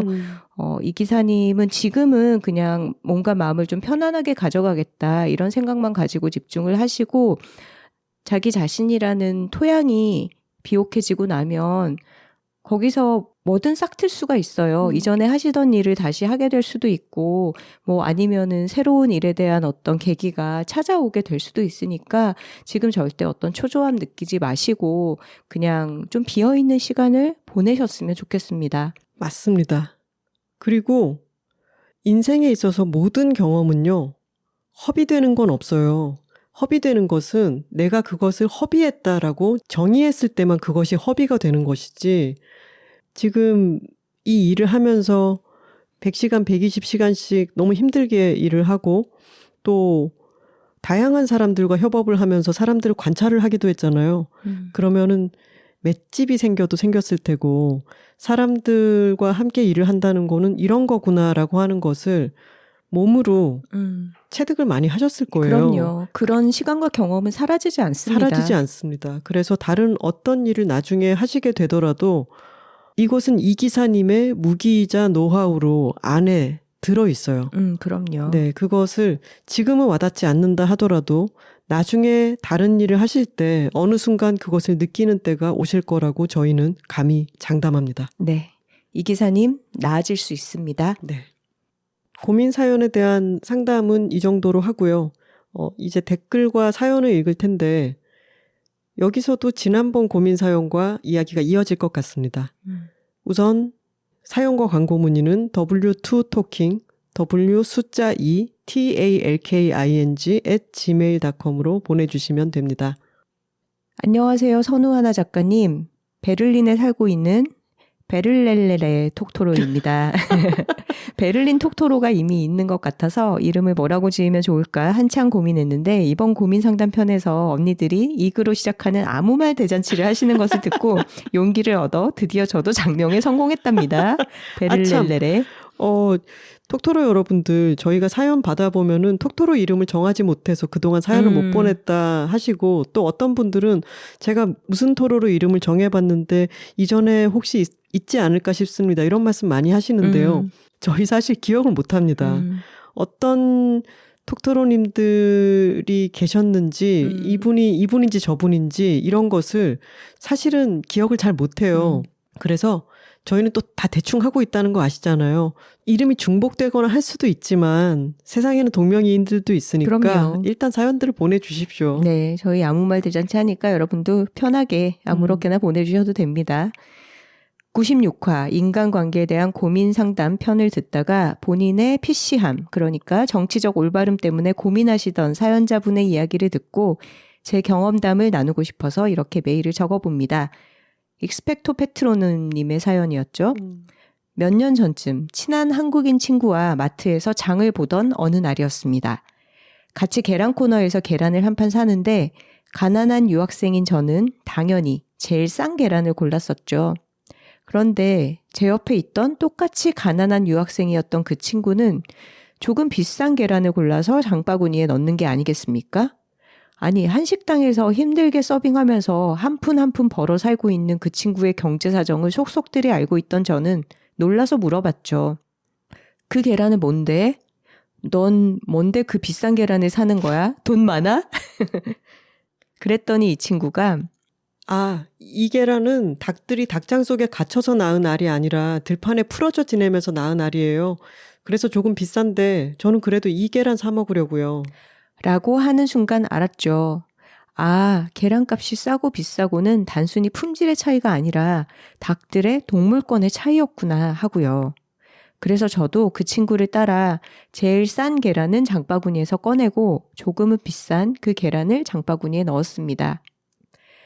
그러고 나서 커피 갑판대 앞에서 저는 역시나 제일 싼 커피를 장바구니에 담고 있는데 이 친구는 또 조금은 비싼 커피를 장바구니에 담는 게 아니겠습니까? 허허. 또 놀란 마음을 가다듬고 그 친구에게 물었죠. 이 커피는 또 뭔데 비싸? 뭐 기가 막히는 맛인가? 그랬더니 그 친구는 당황하지 않고 저에게 또 천천히 설명해 줬습니다. 이 커피는 페어트레이드 커피예요. 페어트레이드? 그게 뭔데? 커피를 생산할 때 노동자들에게 정당한 노동의 대가를 지불하고 생산한 커피라는 뜻이에요. 뭐? 그럼 이 싼 커피는 그러면 노동자들이 정당한 대가를 받지 않고 생산하는 커피라는 거야? 그렇죠. 커피도 초콜릿도 아직까지 그들의 노동력을 착취해서 생산되는 게 일반적이거든요. 저는 제 장바구니에서 제일 싼 커피를 다시 꺼내고 조금은 비싼 하지만 노동자들이 노동력을 착취당하지 않고 정당한 노동의 대가를 받고 생산한 커피를 장바구니에 넣었죠. 그날 이후로 전 조금은 비싸지만 제가 옳다고 생각하는 제품을 장바구니에 담게 되었고 신자유주의 시장 안에서 소비를 의식적으로 하는 것이 어떤 의미인지를 깨닫게 되었습니다. 만약 그날 그 친구가 저에게 언니, 그 싼 계란이 어떤 계란인 줄 알고 사는 거예요? 혹은 언니 같은 사람들이 그런 커피를 자꾸 사니까 노동력 착취가 끊이지 않는 거예요. 라는 식으로 얘기했다면 분명 그 친구의 말이 옳은 말이었겠지만 저는 아마 제 성격에 그 친구와 마트에서 대판 싸우고 정치적 올바름이 뭔지 제대로 알기도 전에 그런 사람들에 대한 반감이 생겨서 비뚤어졌을 것 같아요. 그런 면에서 그 친구는 정치적 올바름을 어떻게 행동하는지에 대한 참 좋은 예시였던 것 같아요. 그냥 조용히 묵묵히 자신의 소신대로 행동하며 살다가 누군가가 관심의 문을 두드리면 그때 그냥 설명해 주는 것. 강요가 아닌, 비난이 아닌. 그럼 상대가 알아서 판단하고 선택할 수 있도록 그냥 존중해 주는 것이라고요. 왜냐하면 우리 모두 다 처음에는 몰랐던 사람들이었고 세상의 모든 정치적 올바름을 알고 있는 것이 아닌 부족한 사람들이니까요. 이 이야기 말고도 사실 언니들에게 하고 싶은 이야기들이 엄청 많은데 다음에 기회 되면 또 메일 보낼게요. 그럼 베를렐렐레 톡토로는 이만 뿅. 추신, 언니들의 방송을 매일 들어요. 여둘톡의 존재가 타향살이를 하는 저에게 얼마나 큰 위로가 되는지 늘 감사합니다 하셨네요.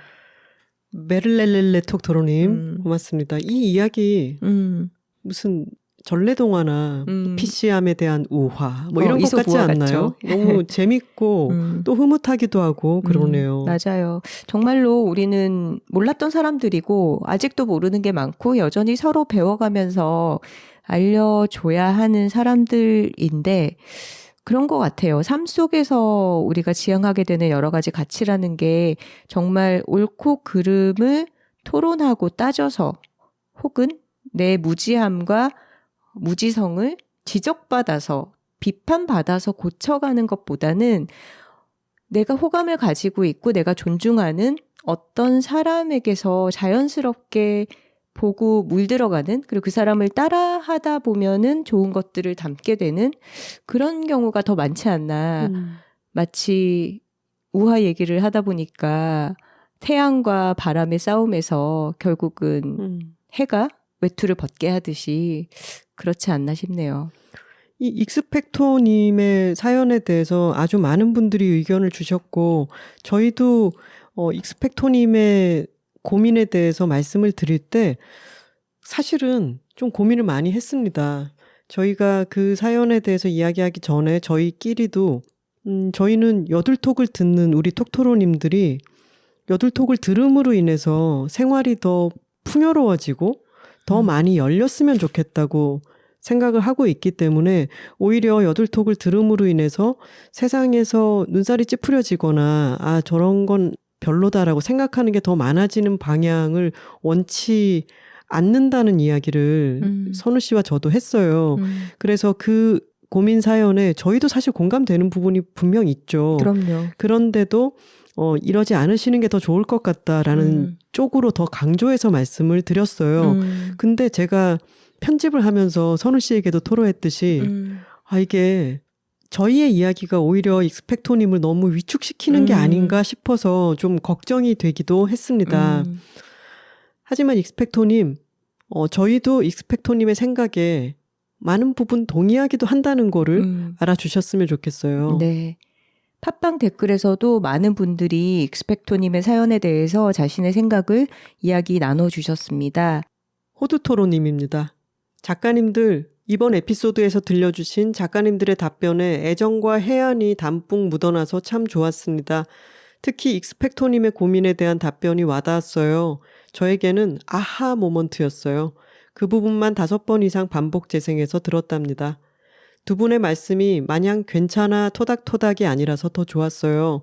다른 방식으로 생각해 볼 수 있도록 생각의 물꼬를 터주심에 감사합니다. 저도 의식 있음, 깨어 있음에 대한 강박이 있는 편이라 알게 모르게 주변 사람들의 언어를 재단하고 평가했던 것 같아요. 선민의식에 물들어 있었나 봐요. 타인의 언행을 하나하나 체크하느라 정작 나의 생활이나 언어가 올바르지 않을 수 있다는 점을 간과한 거죠. 진심이 느껴지는 답변, 그리고 울림 있는 고민 사연 나누어 주신 익스펙토님 감사해요. 이렇게 고민과 답변을 나눌 수 있는 건 작가님들과 톡토로들 간의 견고한 신뢰가 바탕이 되기에 가능한 거잖아요. 참 고맙고 좋습니다.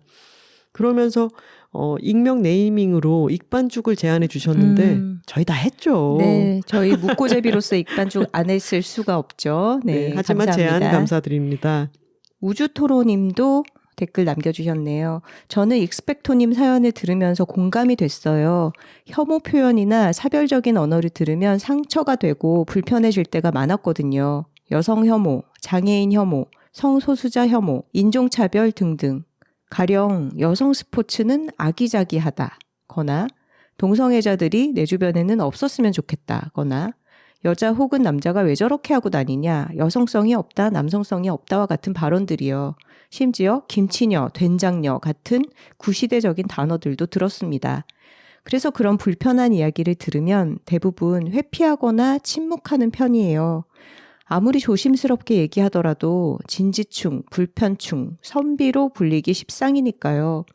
그래서 익스펙토님처럼 맞는 걸 맞다고 얘기해주는 사람이 조금이라도 있어야 세상이 좋은 쪽으로 흘러가는 게 아닌가라는 생각이 들었습니다. 그러다 보면 사람들도 본인이 쓰는 표현이 안 좋은 표현이고 다른 사람에게 상처가 될 수 있겠다는 걸 인지할 테니까요. 하지만 작가님들이 말씀해 주신 것처럼 무조건 나랑 100% 맞는 사람을 찾는 것, 과한 도덕적 잣대로 상대를 단편적으로 보는 것, 단어 하나하나 검열하는 건 지양해야 한다고 생각합니다. 나에게도 무지하고 부족했던 때가 있다는 걸 인정하고 차근차근 설명한다면 훨씬 좋을 것 같아요. 그리고 익스펙토님이 교양이라고 하셨는데 이건 교양의 문제는 아니라고 생각해요. 나이, 지식이나 배움의 양이 많을수록 얻게 되는 게 아니라 사회를 좀 더 다양하게 보고 약자와 소수자들을 따뜻한 시선으로 바라볼 때 생기는 포용성이라고 생각합니다 하셨네요. 네, 우주토로님 댓글 감사드리고요. 근데 이 교양이라고 하는 부분에 대해서는 제가 말하기에 이것이야말로 21세기의 교양이다라고 제가 썼었어요. 그리고 저는 교양이라고 생각합니다. 아무리 포용성을 갖고 있는 사람이라 하더라도 그것을 언어 생활에서 어떻게 반영해야 될지는 지식이 있지 않으면 말하자면 교양이 있지 않으면은 그것을 쓸 수가 없어요. 그렇기 때문에 저는 교양의 문제라고도 생각을 하죠. 그리고 우주토로님께서 예를 들어주신 여성 혐오, 장애인 혐오, 성소수자 혐오, 인종차별 등등의 표현들은 이거는 저희는 얘기해요. 이것은 익스펙토님의 사연이 사실 많은 담론을 끌어낼 수 있는 흥미로운 부분이었던 것은 이 정도가 아주 미묘했기 때문인데요. 지금 우주토로님이 예를 들어주신 부분들은 저희는 함께 얘기하는 사람이 이렇게 얘기를 하면 그건 잘못된 거다. 그러시면 안 된다. 라고 이야기를 해요. 이것은 지난 시간에 말씀드렸던 21세기에 무슨 그런 말씀을 하시냐라고 하는 것과 비슷한 정도의 교정이 필요한 정도의 이야기들이고, 그리고 혐오 표현은 치고받고 싸워야 됩니다. 저희는 이럴 땐 싸웁니다. 정확하게 얘기하고요. 근데 익스펙토님께서 예를 들어주신 게 하나는 유아차에 대한 얘기였고 하나는 반소매 얘기였어요. 반팔. 근데 저희는 유아차는 유아차라고 얘기를 하지만 저는 반팔이라고 하거든요. 이제 반팔이 아니라 반소매라고 말하기를 권고하는 것들도 몇 번 봤는데 저는 제가 생각하기에 반팔의 반대말이 온팔이 아니잖아요. 반팔의 반대말이 긴팔이에요. 그래서 그것이 오해의 소지가 없다고 저는 생각하는 거예요.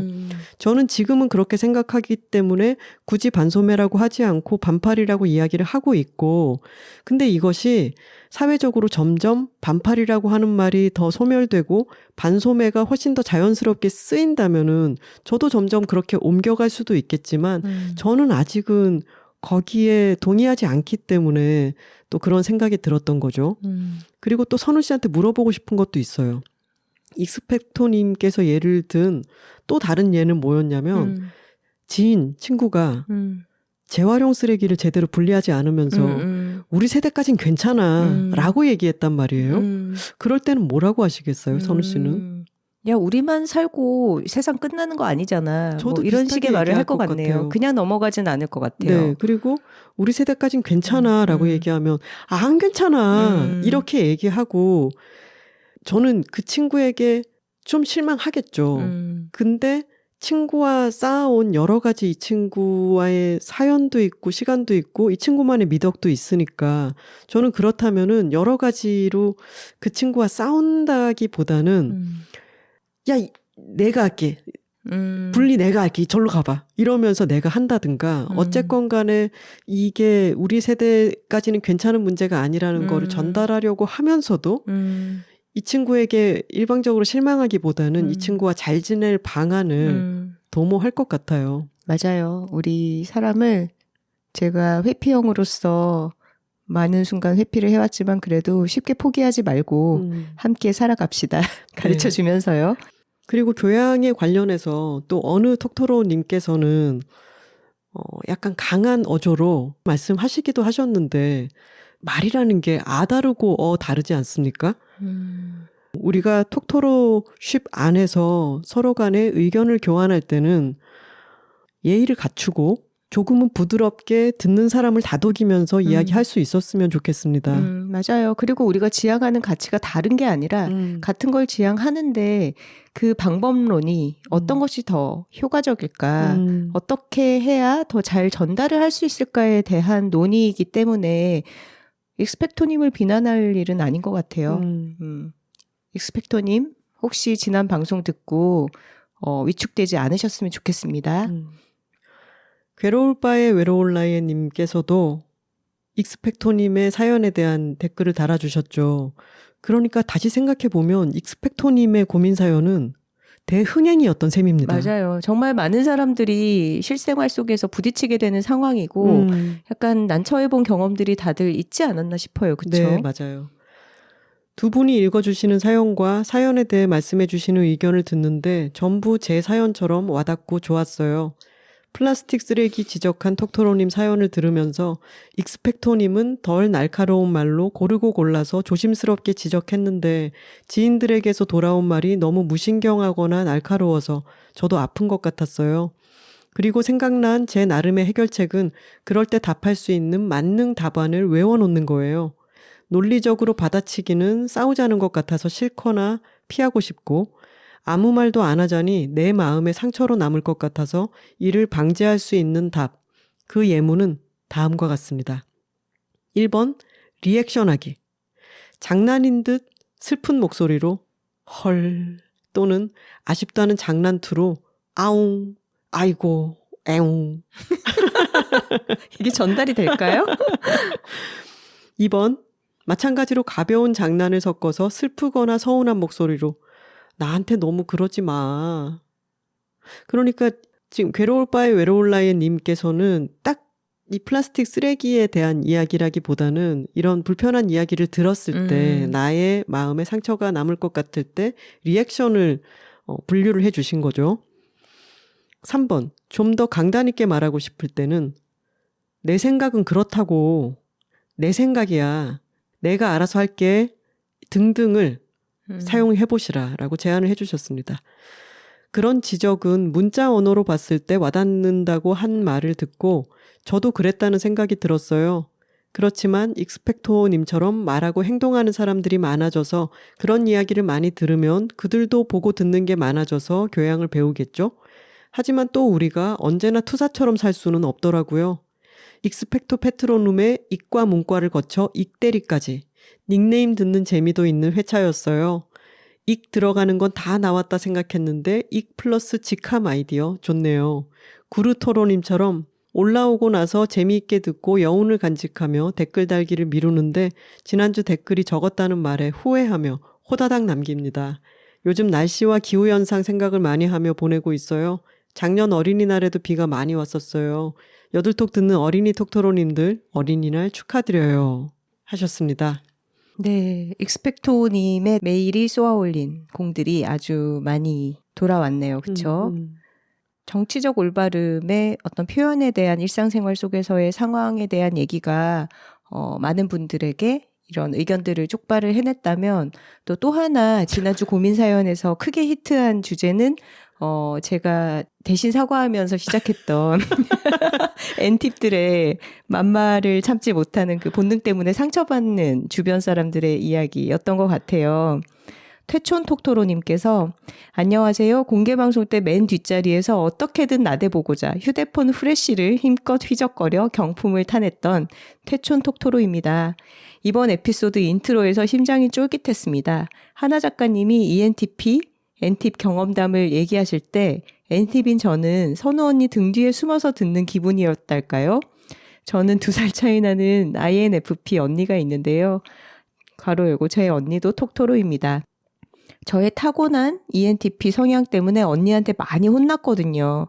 하지만 그 덕에 이제는 언제, 어떻게, 어떤 강도로 팩폭을 날려야 맞는 이가 덜 아픈지, 어떻게 하면 쌈딱처럼 덜 보일 수 있는지 알게 되었습니다. 헌데 선우 언니, 울먹이는 톤으로 우리 ENTP 장점도 많아요. 그쵸? 만말하는 거 좋아하고 토론하고 질문하는 걸 좋아할 뿐이었는데 사과를 너무 많이 해서 좀 서러웠나 봐요.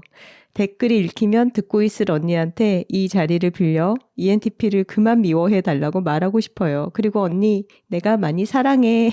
이상입니다 하셨네요. 사과를 너무 많이 해서 좀 서러웠나 봐요 라고 말씀하셨는데 그러실 필요 없습니다. 굉장히 가식적인 사과였기 때문에. 네, 뭐 제가 방송에서 그렇게 사과한다고 뭐 행동으로 제가 책임지는 게 없잖아요. 그런 말을 얼마든지 할 수 있는 거 아니겠습니까? 꼴보기 싫어. 사과는 아무리 해도 지나치지 않는 것 같고요. 사실 하나 작가가 INFP로서 ENTP한테 상처받은 이야기들을 했지만 제가 ENTP이면서도 사실은 ENTP들한테 상처받아요. 근데 우리 퇴촌톡토로님도 2살 위 언니가 있어서 자기랑 굉장히 다른 성격을 가진 언니를 통해서 사회화가 되고 계시잖아요. 이 말을 이 정도는 하면 안 되는구나. 생각한다고 다 털어놓으면 안 되는 거구나. 그리고 어느 정도 언제 어떻게 해야지 이게 적절한 발언이 되는구나. 이런 걸 교육을 받고 계시는데 우리 모두가 이런 사회화가 필요하다라는 거 항상 명심하면서 살아야 됩니다. 근데 이 퇴촌톡토로님이 사회화가 되셔서 언제 어떻게 어떤 강도로 팩폭을 날려야 맞는 이가 덜 아픈지라고 하셨잖아요. 팩폭을 안 날릴 수는 없는 거야. 하지만 덜 아프게. 억제할 수가 없어. 이어서 메일을 하나 읽어볼게요. 네. 익룡토로라고 톡토로 이름을 정해주신 분의 메일입니다. 안녕하세요 작가님들. 이번 주 에피소드에 대한 후기를 짧게 남기고 싶어 메일 보냅니다. 저는 INFP, 제 2살 터울 남동생은 ENTP인데 올해 약 2번의 격렬한 말싸움으로 5개월째 냉전 중입니다. 황선우 작가님의 ENTP로서의 반성을 방송으로나마 들을 수 있어 너무나 속 시원했습니다. ENTP는 사과를 잘하지만 시간이 경과하면 결국 지 하고 싶은 대로 한다는 점에서 반성이 없다고 느껴져 환멸하게 되는 무한의 루프가 있습니다. 그들이 좋아하는 효율이라는 것도 한 3번 깊게 물어보면 사실은 객관적으로 효율적인 게 아니라 그냥 자기가 원하는 바를 충분히 녹여낸 자신들만의 기준이라는 것을 언젠가는 인정해 주길 바랍니다. 당분간은 여들톡 에피소드 중에서 이번 주 에피소드의 ENTP의 반성 부분만 반복해 들을 것이며 남동생과는 화해하지 않을 것입니다. 이번 주 에피소드 녹음해 주셔서 감사합니다. 이상입니다. 익룡토로 드림. 와, 너무 비장해서 미쳐버리겠네. 자, 익룡토로님 제가 너무 다시 웃겨요. 한번 똑똑히 말씀드리겠습니다. ENTP를 대표해서 사죄드립니다. 근데 ENTP와 INFP 사이의 갈등이 진짜 이곳저곳에서 관찰되지 않나요? 굉장히 이번에 전형적인 것 같아요. 네, 댓글도 그렇고. 근데 사실 선우 씨와 저는 다른 친구들 중에서 참 뭐가 잘 맞고 잘 지내는 편이라고 생각하는데 갈등 양상에 있어서는 어떤 해결되지 않는 부분이 있기는 해요. 그렇죠. 매번 부딪히게 되는 그 부분에 대한 사연들이 많았던 것도 재밌었습니다. 저 근데 제가 ENTP지만 이 익룡님의 사연을 읽으면서 굉장히 또 짜릿했어요. 그 만말을 하는 걸 좋아하는 것처럼 또 들을 때 맞아 이러면서 자기 반성하게 되는 게 있었거든요. 그래 효율 충돌인데 그 효율이라는 게 결국은 객관적인 게 아니라 그냥 자기가 하고 싶은 기준인 거야. 그러네 이러면서 되게 약간 가려운데 긁는 것처럼 굉장히 시원했습니다. 맞아요. 그런 면이 있어요. 엔팁은 또 이상한 공명정대함이 있어서 그런 부분이 있어요. 그래서 그런 부분이 있어. 그러니까 내가 나 자신에게 없는 면이라고 생각되는 거를 칭찬해 줬을 때 그게 전혀 기분이 좋지 않아요. 뭔가 되게 공허하게 느껴지고 그냥 듣기 좋은 사탕 발림 같은 말을 들었을 때 뭔 개소리야 약간 이러면서 근데 조금이라도 내가 정말 나한테 있다라고 생각하는 부분에 대해서 언급을 해주면 그게 칭찬이거나 혹은 이렇게 나를 지적하는 말이라도 제대로 파악된다고 생각할 때 굉장히 기분이 좋은 것 같아요. 나랑 있을 땐 안 그렇던데 내가 만말하면 되게 싫어하던데. 마이크 앞에서는 뭐 그렇습니다. 그리고 알로준님께서도 익자로 시작하는 말을 저희가 고민하고 있으니까 이크에크는 어떤지 어쩐지 했던 것 같기도 하고요. 살포시 네. 추천하고 갑니다 하셨는데 했습니다. 맞습니다. 네. 네, 저희가 웬만한 익자 단어는 뭐 거의 다 했다고 보시면 되고요. 이제 한동안은 이 직급 붙이는 걸로 유지를 해보지 않을까 싶네요. 그리고 우주 대톡토로님께서 이번 화 2시간 길당 하나 언니 시간 없어서 대충 편집해 한 3시간짜리 올라오면 좋겠다라고 하셨는데 이번 편 좀 대충 해서 올려보도록 하겠습니다. 하지만 저희 녹음 시간을 2시간 넘기지 말자고 확고히 약속을 해뒀기 때문에 이번 편은 그렇게까지 길진 않겠죠. 아르르 00님께서 선우 작가님과 같은 ENTP로서 너무나 공감해요. 크크. 만말 못 참는 나 자신. 크크. 상처받은 사람 탓하기. 이거 너무 싫어. 상처받은 사람 탓하기. 동족 혐오까지. 크크크크. 근데 그것도 나름 친한 사람들한테만 만말을 하고 또 비난이 아니라 진짜 알려주려는 혹은 궁금한 마음에서 얘기할 때가 많답니다. 그래도 반성해요 하셨습니다. 자, 여기서 톡토로 여러분들 엔팁의 반성이 얼마나 좀 대충인지 짐작하시겠죠? 아니, 반성한대잖아. 희소식 토로님께서 안녕하세요 작가님들. 처음으로 댓글을 남기는 희소식 토로입니다. 하나 작가님의 야 샤우팅을 듣고 나니 댓글을 달지 않을 수가 없었어요. 이게 제가 그 맥주집에서의 뒤풀이 얘기할 때 술 마셔서 그런 거 아니냐라고 했던 선우 씨의 전곡을 찌르는 말에 저의 답변이었죠. 네. 가능하면 그 부분만 따로 잘라 모닝콜로 쓰고 싶을 정도로 정신이 확 들었달까요? 저도 하나 작가님과 같은 성향의 사람이라 타인과 나를 똑바로 경계짓는 것이 어렵고 늘 이 사람 저 사람의 빙의에서 에너지를 쓰는 경우가 많아 공감하며 들었어요. 오죽하면 지난 여둘톡 공개방송 때 제 주변에서 열심히 손을 들고 나대는 톡토로들을 보는데 계속해서 발언권을 얻지 못하는 분에게까지 마음이 쓰일 정도였어요. 정작 그들은 아무렇지도 않고 오히려 신나고 즐거웠을 텐데 말이죠. 의식적으로라도 계속 그러지 않기로 노력해야겠어요. 이전에 하나 작가님이 추천해 주신 콰이어트와 타인보다 더 민감한 사람 책을 사두고 아직 읽지 못했는데 어서 읽어봐야겠습니다. 사랑해요 황선우 김하나 이상입니다 하셨습니다. 네, 고맙습니다. 감사합니다. 그리고 지난 톡토로 투게더에서 어떤 어린 톡토로가 답변을 하려고 손을 엄청 열심히 들었는데 저희가 발견하지를 못해서 주변에 있는 분들이 다 손가락으로 이렇게 하이라이트를 해주셨다고 하는데 맞아요. 저희는 여러분들도 한번 상상을 해보세요. 520명이 엄청난 나댐 에너지로 저희에게 막 어필을 하고 계실 때 저희가 미처 못 보는 곳들이 참 많았습니다. 네, 그 어린이 톡토로분 혹시 그 일로 마음이 상하지 않았으면 좋겠네요. 다음에 저희 3회 톡토로 투게더에 오시면 꼭 저희가 발견을 해서 기회를 드리도록 하겠습니다. 그리고 스포티파이의 톡토로 투게더 공개방송 편에 최근에 댓글이 새로 달렸는데 아주 반가워서 읽어드리고 싶어요. 작가님들 안녕하세요. 저는 대만 톡토로입니다. 처음에는 한국어를 훈련하고 싶어서 여둘톡을 찾았습니다. 작가님들은 말하는 톤과 어속이 가볍고 발음이 또렷하고 듣기 편합니다. 지금은 찐팬이 되었습니다. 작가님들 감사합니다. 팟캐스트 오래오래 해주세요 하셨네요. 감사합니다. 이렇게 대만에서도 들어주신다고 하니까 저희가 바르고 고운 한국어를 쓰고 있는지 다시 한번 돌아보게 되네요. 여둘톡 한국어 리스닝의 명가입니다. 뻔뻔해. 저희가 이렇게 고민사연 편을 여러 톡토로들의 이야기에 대해서 소개하고 또 저희가 함께 해결책을 찾아본 지가 꽤 지금 회차가 쌓였죠. 그래서 이전에 저희가 고민사연에서 이야기를 나눴던 익명 톡토로께서 후기를 보내주신 메일이 왔습니다. 한번 소개를 해볼게요. 언니들 안녕하세요. 예전에 애증의 회사생활 편에 미국 출장 다녀와서 고민 사연을 보냈던 언니들이 익취월장이라고 이름 지어준 홍홍토로입니다. 기억납니다. 언니들에게 그때 이메일 보낸 이후에 4번의 미국 출장이 더 있었어요. 그리고 지금도 LA랍니다. 저의 출장 리추얼이 있어요. 공항 버스를 타고 인천공항에 가는 길이나 13시간의 비행 중에 그때 언니들이 제 이야기를 읽고 해주신 이야기들을 다시 듣는 거예요.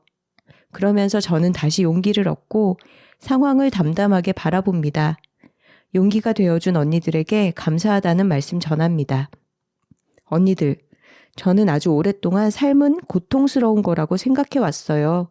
사실 그 생각을 하면서 산 지가 너무 오래돼서 지금도 그 생각이 더 편안합니다. 그런데 요즘에 알게 된 게 있어요. 삶에는 당연히 힘들고 고통스러운 일이 많은데 그게 내가 기뻐서, 좋아서, 멋져서 선택한 것이라면 어려움들도 꽤 아름답게 감당해낼 수 있다는 사실을 말이에요. 지금 이 미국 프로젝트가 그런 첫 번째 경험인 것 같습니다. 돌이켜보면 제 삶에서는 제가 선택하지 않았지만 감당해야 하는 일들이 많았어요. 버텨내지 않으면 안 되는 것들이 자꾸 어린 저에게 쳐들어왔었습니다. 저는 자주 삶에 던져졌다고 느꼈어요. 삶도 내가 택하지 않았고 이런 상황도 고통도 내가 택하지 않았으니까요. 근데 저는 돌아보면 과거의 어렵고 힘들었던 시절들을 정말 대견하고 멋지게 잘 이겨내고 살아왔더라고요. 제 삶의 이야기를 들은 이들은 와, 이렇게 맑고 밝게 살아냈다니 정말 대단하다고 저에게 박수를 쳐주곤 했고 저도 제가 꽤 멋지게 컸다고 바라봤어요. 근데 있잖아요.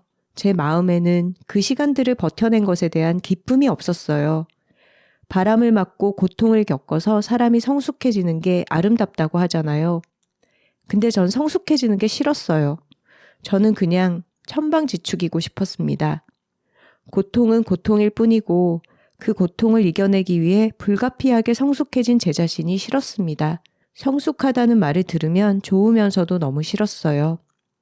근데 요즘은요, 언니들, 고통도 내가 선택해서 마주보는 경험들을 쌓기 시작한 것 같아요. 언니들의 응원으로 시작한 회사 일에 최선을 다하며 뛰어드는 것. 그래서 과로에 무거운 책임감에 어려운 것들 투성이지만 내가 선택해서 어려우니까 그걸 버티는 건 좋다는 생각이 들었어요. 여기서 성숙해지는 건 기쁜 거라는 걸 알았습니다.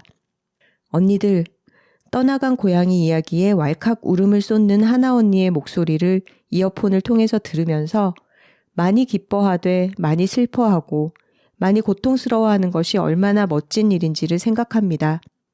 고통과 슬픔에 잠식되었던 시절들 탓에 고통과 슬픔은 무조건 피하고만 싶었던 저인데 이제는 조금 달라질 수 있을 것 같아요.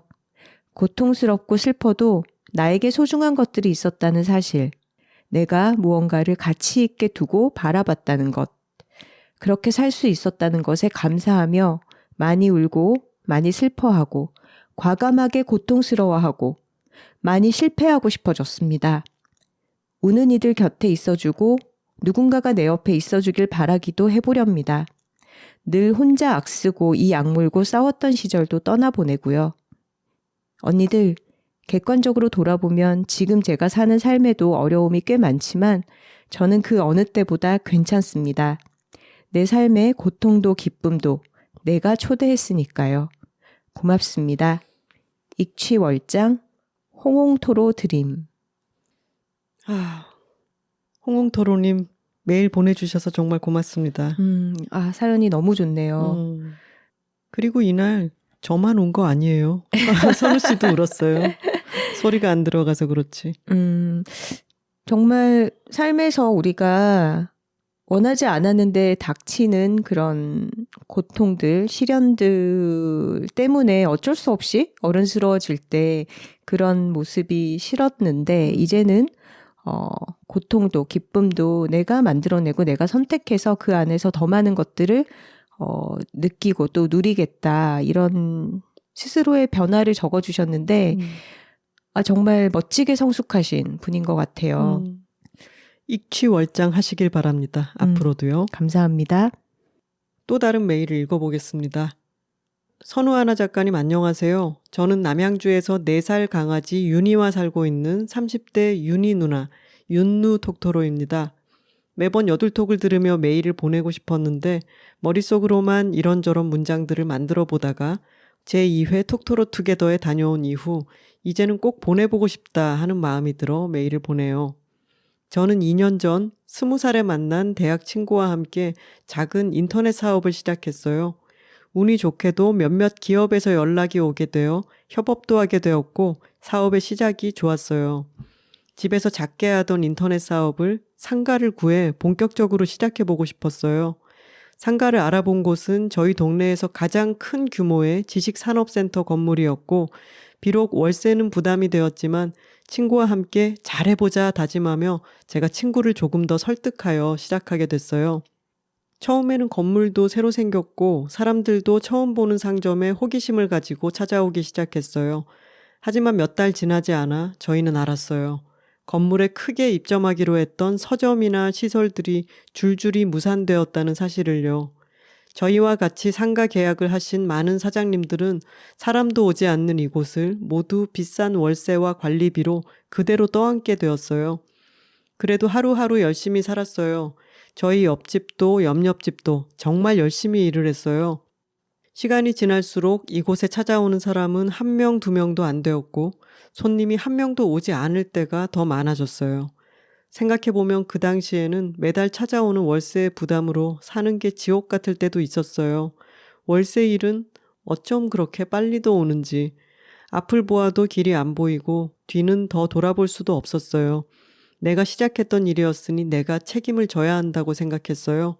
나 때문에 이 짐을 함께 짊어진 친구에게도 정말 미안했고요. 그렇게 힘이 들 때 스포티파이를 뒤적이다 운명처럼 여둘톡을 만났어요. 매일 이어폰을 끼고 한 편 한 편 여둘톡을 들으며 저희 강아지 윤희와 무작정 걸었어요. 낮에는 강아지와 둘이, 오후에는 친구와 셋이 함께 걸었어요. 친구와 걸으며 여둘톡 이야기로 좋은 대화를 참 많이 나누었어요. 마침 상점 앞은 개천이 흐르는 산책로였고 어차피 손님은 오지 않으니 일을 하는 틈틈이 윤희와 함께 온 동네를 누비며 다녔어요. 어느 날은 비가 오고 어느 날은 눈이 왔어요. 윤희는 물멍하는 걸 좋아하는 강아지여서 저와 친구도 윤희를 따라 물멍을 하기도 하고 윤희는 장난을 치며 개천에 돌을 물고 도망을 다니곤 했어요. 저희는 그렇게라도 웃으며 시간을 보낼 수 있었어요.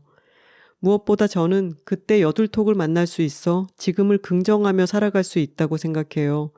여둘톡을 들으며 지금 우리가 겪고 있는 상황은 인생의 실패가 아니야. 우리는 지금 인생의 한 과정을 겪는 중이야. 하고 친구와 마음을 다잡았어요. 너는 왜 그렇게 사니? 그러게 그런 선택을 왜 한 거야? 하고 저의 선택을 질책하는 어른이 아닌 지금처럼 살아도 괜찮다고 말해주는 어른을 태어나 처음 만난 기분이었어요. 자칫 저는 깜깜한 구멍 속에 빠질 뻔했어요. 하지만 여둘톡을 만나 그 구멍을 좋은 흙으로 잘 메우고 지금은 그 흙에 작은 씨앗을 심어 놓은 것 같아요. 지금은 상가 계약 기간이 끝나 비록 금전적으로는 손해를 보았지만 선우 작가님이 말해주셨던 대로 그나마 제가 가지고 있던 돈으로 해결할 수 있는 문제였음을 다행으로 생각해요. 요즘은 잘 먹고 잘 자는 일상을 아주 잘 살아가는 중이에요. 그리고 함께 일하는 친구와는 지금도 매일 만나 소소하게 일을 하며 일상을 보내고 있어요. 2년 동안 옆에서 묵묵히 견디며 버텨온 친구에게도 큰 고마움을 느꼈던 시간이었습니다. 누나와 함께 매일 길을 걸어준 윤희에게도 정말 고맙고요. 어떤 일들이 일어날지 모르는 삶이지만 여둘톡을 들으며 그래도 어쩐지 내일이 조금은 두근거리는 하루입니다. 선우 하나 작가님들의 목소리가 어딘가에 살고 있는, 길을 걷고 있는, 빨래를 개키고 있는, 버스를 타고 가는 어떤 사람의 마음에 와 닿아서 그 사람의 삶에 아주 큰 불빛이 되어준다는 사실을 꼭 전해드리고 싶었어요. 긴 사연 읽어주셔서 감사합니다. 이상입니다. 윤누톡토로 드림. 저 이 마지막 부분에 눈물이 핑 돌려고 했습니다. 그러게요. 그리고 문장 중에 어느 날은 비가 오고 어느 날은 눈이 왔어요. 라고 윤이랑 같이 산책하면서 봤던 풍경을 담담하게 써주셨는데 이 담백한 문장에 얼마나 많은 맞아요. 생각과 감정이 들어있었을까 짐작을 하게 되네요. 근데 윤누톡토로님이 써주신 것처럼 우리 삶에 참 여러 고된 일들이 생기죠. 사업을 벌여놨는데 잘 안 되기도 하고 정말 열심히 살았는데 그게 어떤 결과로 돌아오지 않을 때가 있는데 결국 우리가 그런 어려움들에 대처할 수 있는 방식이라는 게 이렇게 마음 맞는 사람이랑 그래도 같이 걷고 지나가는 날씨를 바라보고 잘 먹고 잘 살면서 일상을 꾸려가는 이런 것 자체가 삶의 본질이 아닐까 싶은 생각이 또 드네요. 이 메일에서 가장 마음이 놓이는 부분은 상가 계약 기간이 끝났다는 부분입니다. 맞아요. 정말 다행이고요. 그리고 그 수업료를 지불한 거죠. 지금 윤누톡토로님께서 잘 알고 계시는 것처럼 그걸로 인해서 또 습득하게 된 큰 깨달음이 있었을 겁니다. 네. 앞으로 이 좋은 친구와 윤희와 함께 지금 하고 계신 일을 계속해서 잘 꾸려나가시길 바라겠고요. 네. 또 이렇게 좋은 일상 계속 누려가시길 바라겠습니다. 네, 저희는 항상 불을 켜놓고 있겠습니다. 말씀 전해주셔서 정말 고맙습니다. 고민사연 두 번째 시간은 이쯤에서 마무리하도록 하고요. 저희가 다음 주 주제로 생각하고 있는 것은 냉면입니다. 이제 날이 조금씩 더워지고 있죠. 네. 냉면 좋아하시는 분들 참 많으실 테고 저희도 정말 가장 좋아하는 음식 메뉴 중에 한 가지가 냉면인데요. 냉면의 계절인 여름을 맞이하여 냉면 얘기를 나눠보고자 합니다. 근데 사실 또 냉면만큼 뭔가 근본주의자들이 냉면이란 이래야 한다라는 거를 내세우는 그런 분야도 많지 않은 것 같아요. 그리고 맨스플레인이 굉장히 난무하는 그런 음식 종류이기도 하죠. 냉면 스플레인이죠. 그래서 우리 톡토로들끼리 어떤 권위를 내세운 게 아니라 내가 정말 맛있다고 생각하는 면에 대한 이야기를 좀 자유롭게 나누는 그런 장이 되었으면 해서 여러분들의 냉면 이야기를 들어보고 저희도 저희가 생각하는 어떤 냉면 맛에 대해서 좀 분석해보는 그런 시간을 가지겠습니다. 그리고 함흥냉면, 평양냉면 하는 그 냉면에 대한 이야기도 하겠지만 찬 면 전반에 대한 이야기를 할 거예요. 그러니까 뭐 막국수가 될 수도 있고 메밀국수가 될 수도 있고 비빔면이 될 수도 있죠. 콩국수 빠질 수 없습니다. 줄줄이 나오네요. 네, 차가운 면에 대해서 여러분들이 뭐 좋아하는 가게의 음식의 특징을 얘기해 주셔도 되고요. 아니면 내가 이렇게 해 먹는데 참 맛있다라는 레시피를 공유해 주셔도 좋을 것 같아요. 5월 17일 금요일까지 메일 보내주시기 바랍니다. 그리고 5월 13일부터 티켓 오픈이 되는 서울국제도서전 잊지 마시고요. 그리고 생각난 김에 하트 한 번씩 눌러주십시오. 좋은 걸 좋다고 말하기 여둘톡 97화는 고민사연 인간관계편 두 번째 시간이었습니다. 톡토로 뒤에는 여둘톡이 있고 여둘톡 뒤에는 톡토로가 있습니다. 저희는 다음 시간에 냉면과 온갖 차가운 면들 이야기로 돌아오겠습니다. 화요일입니다. 감사합니다.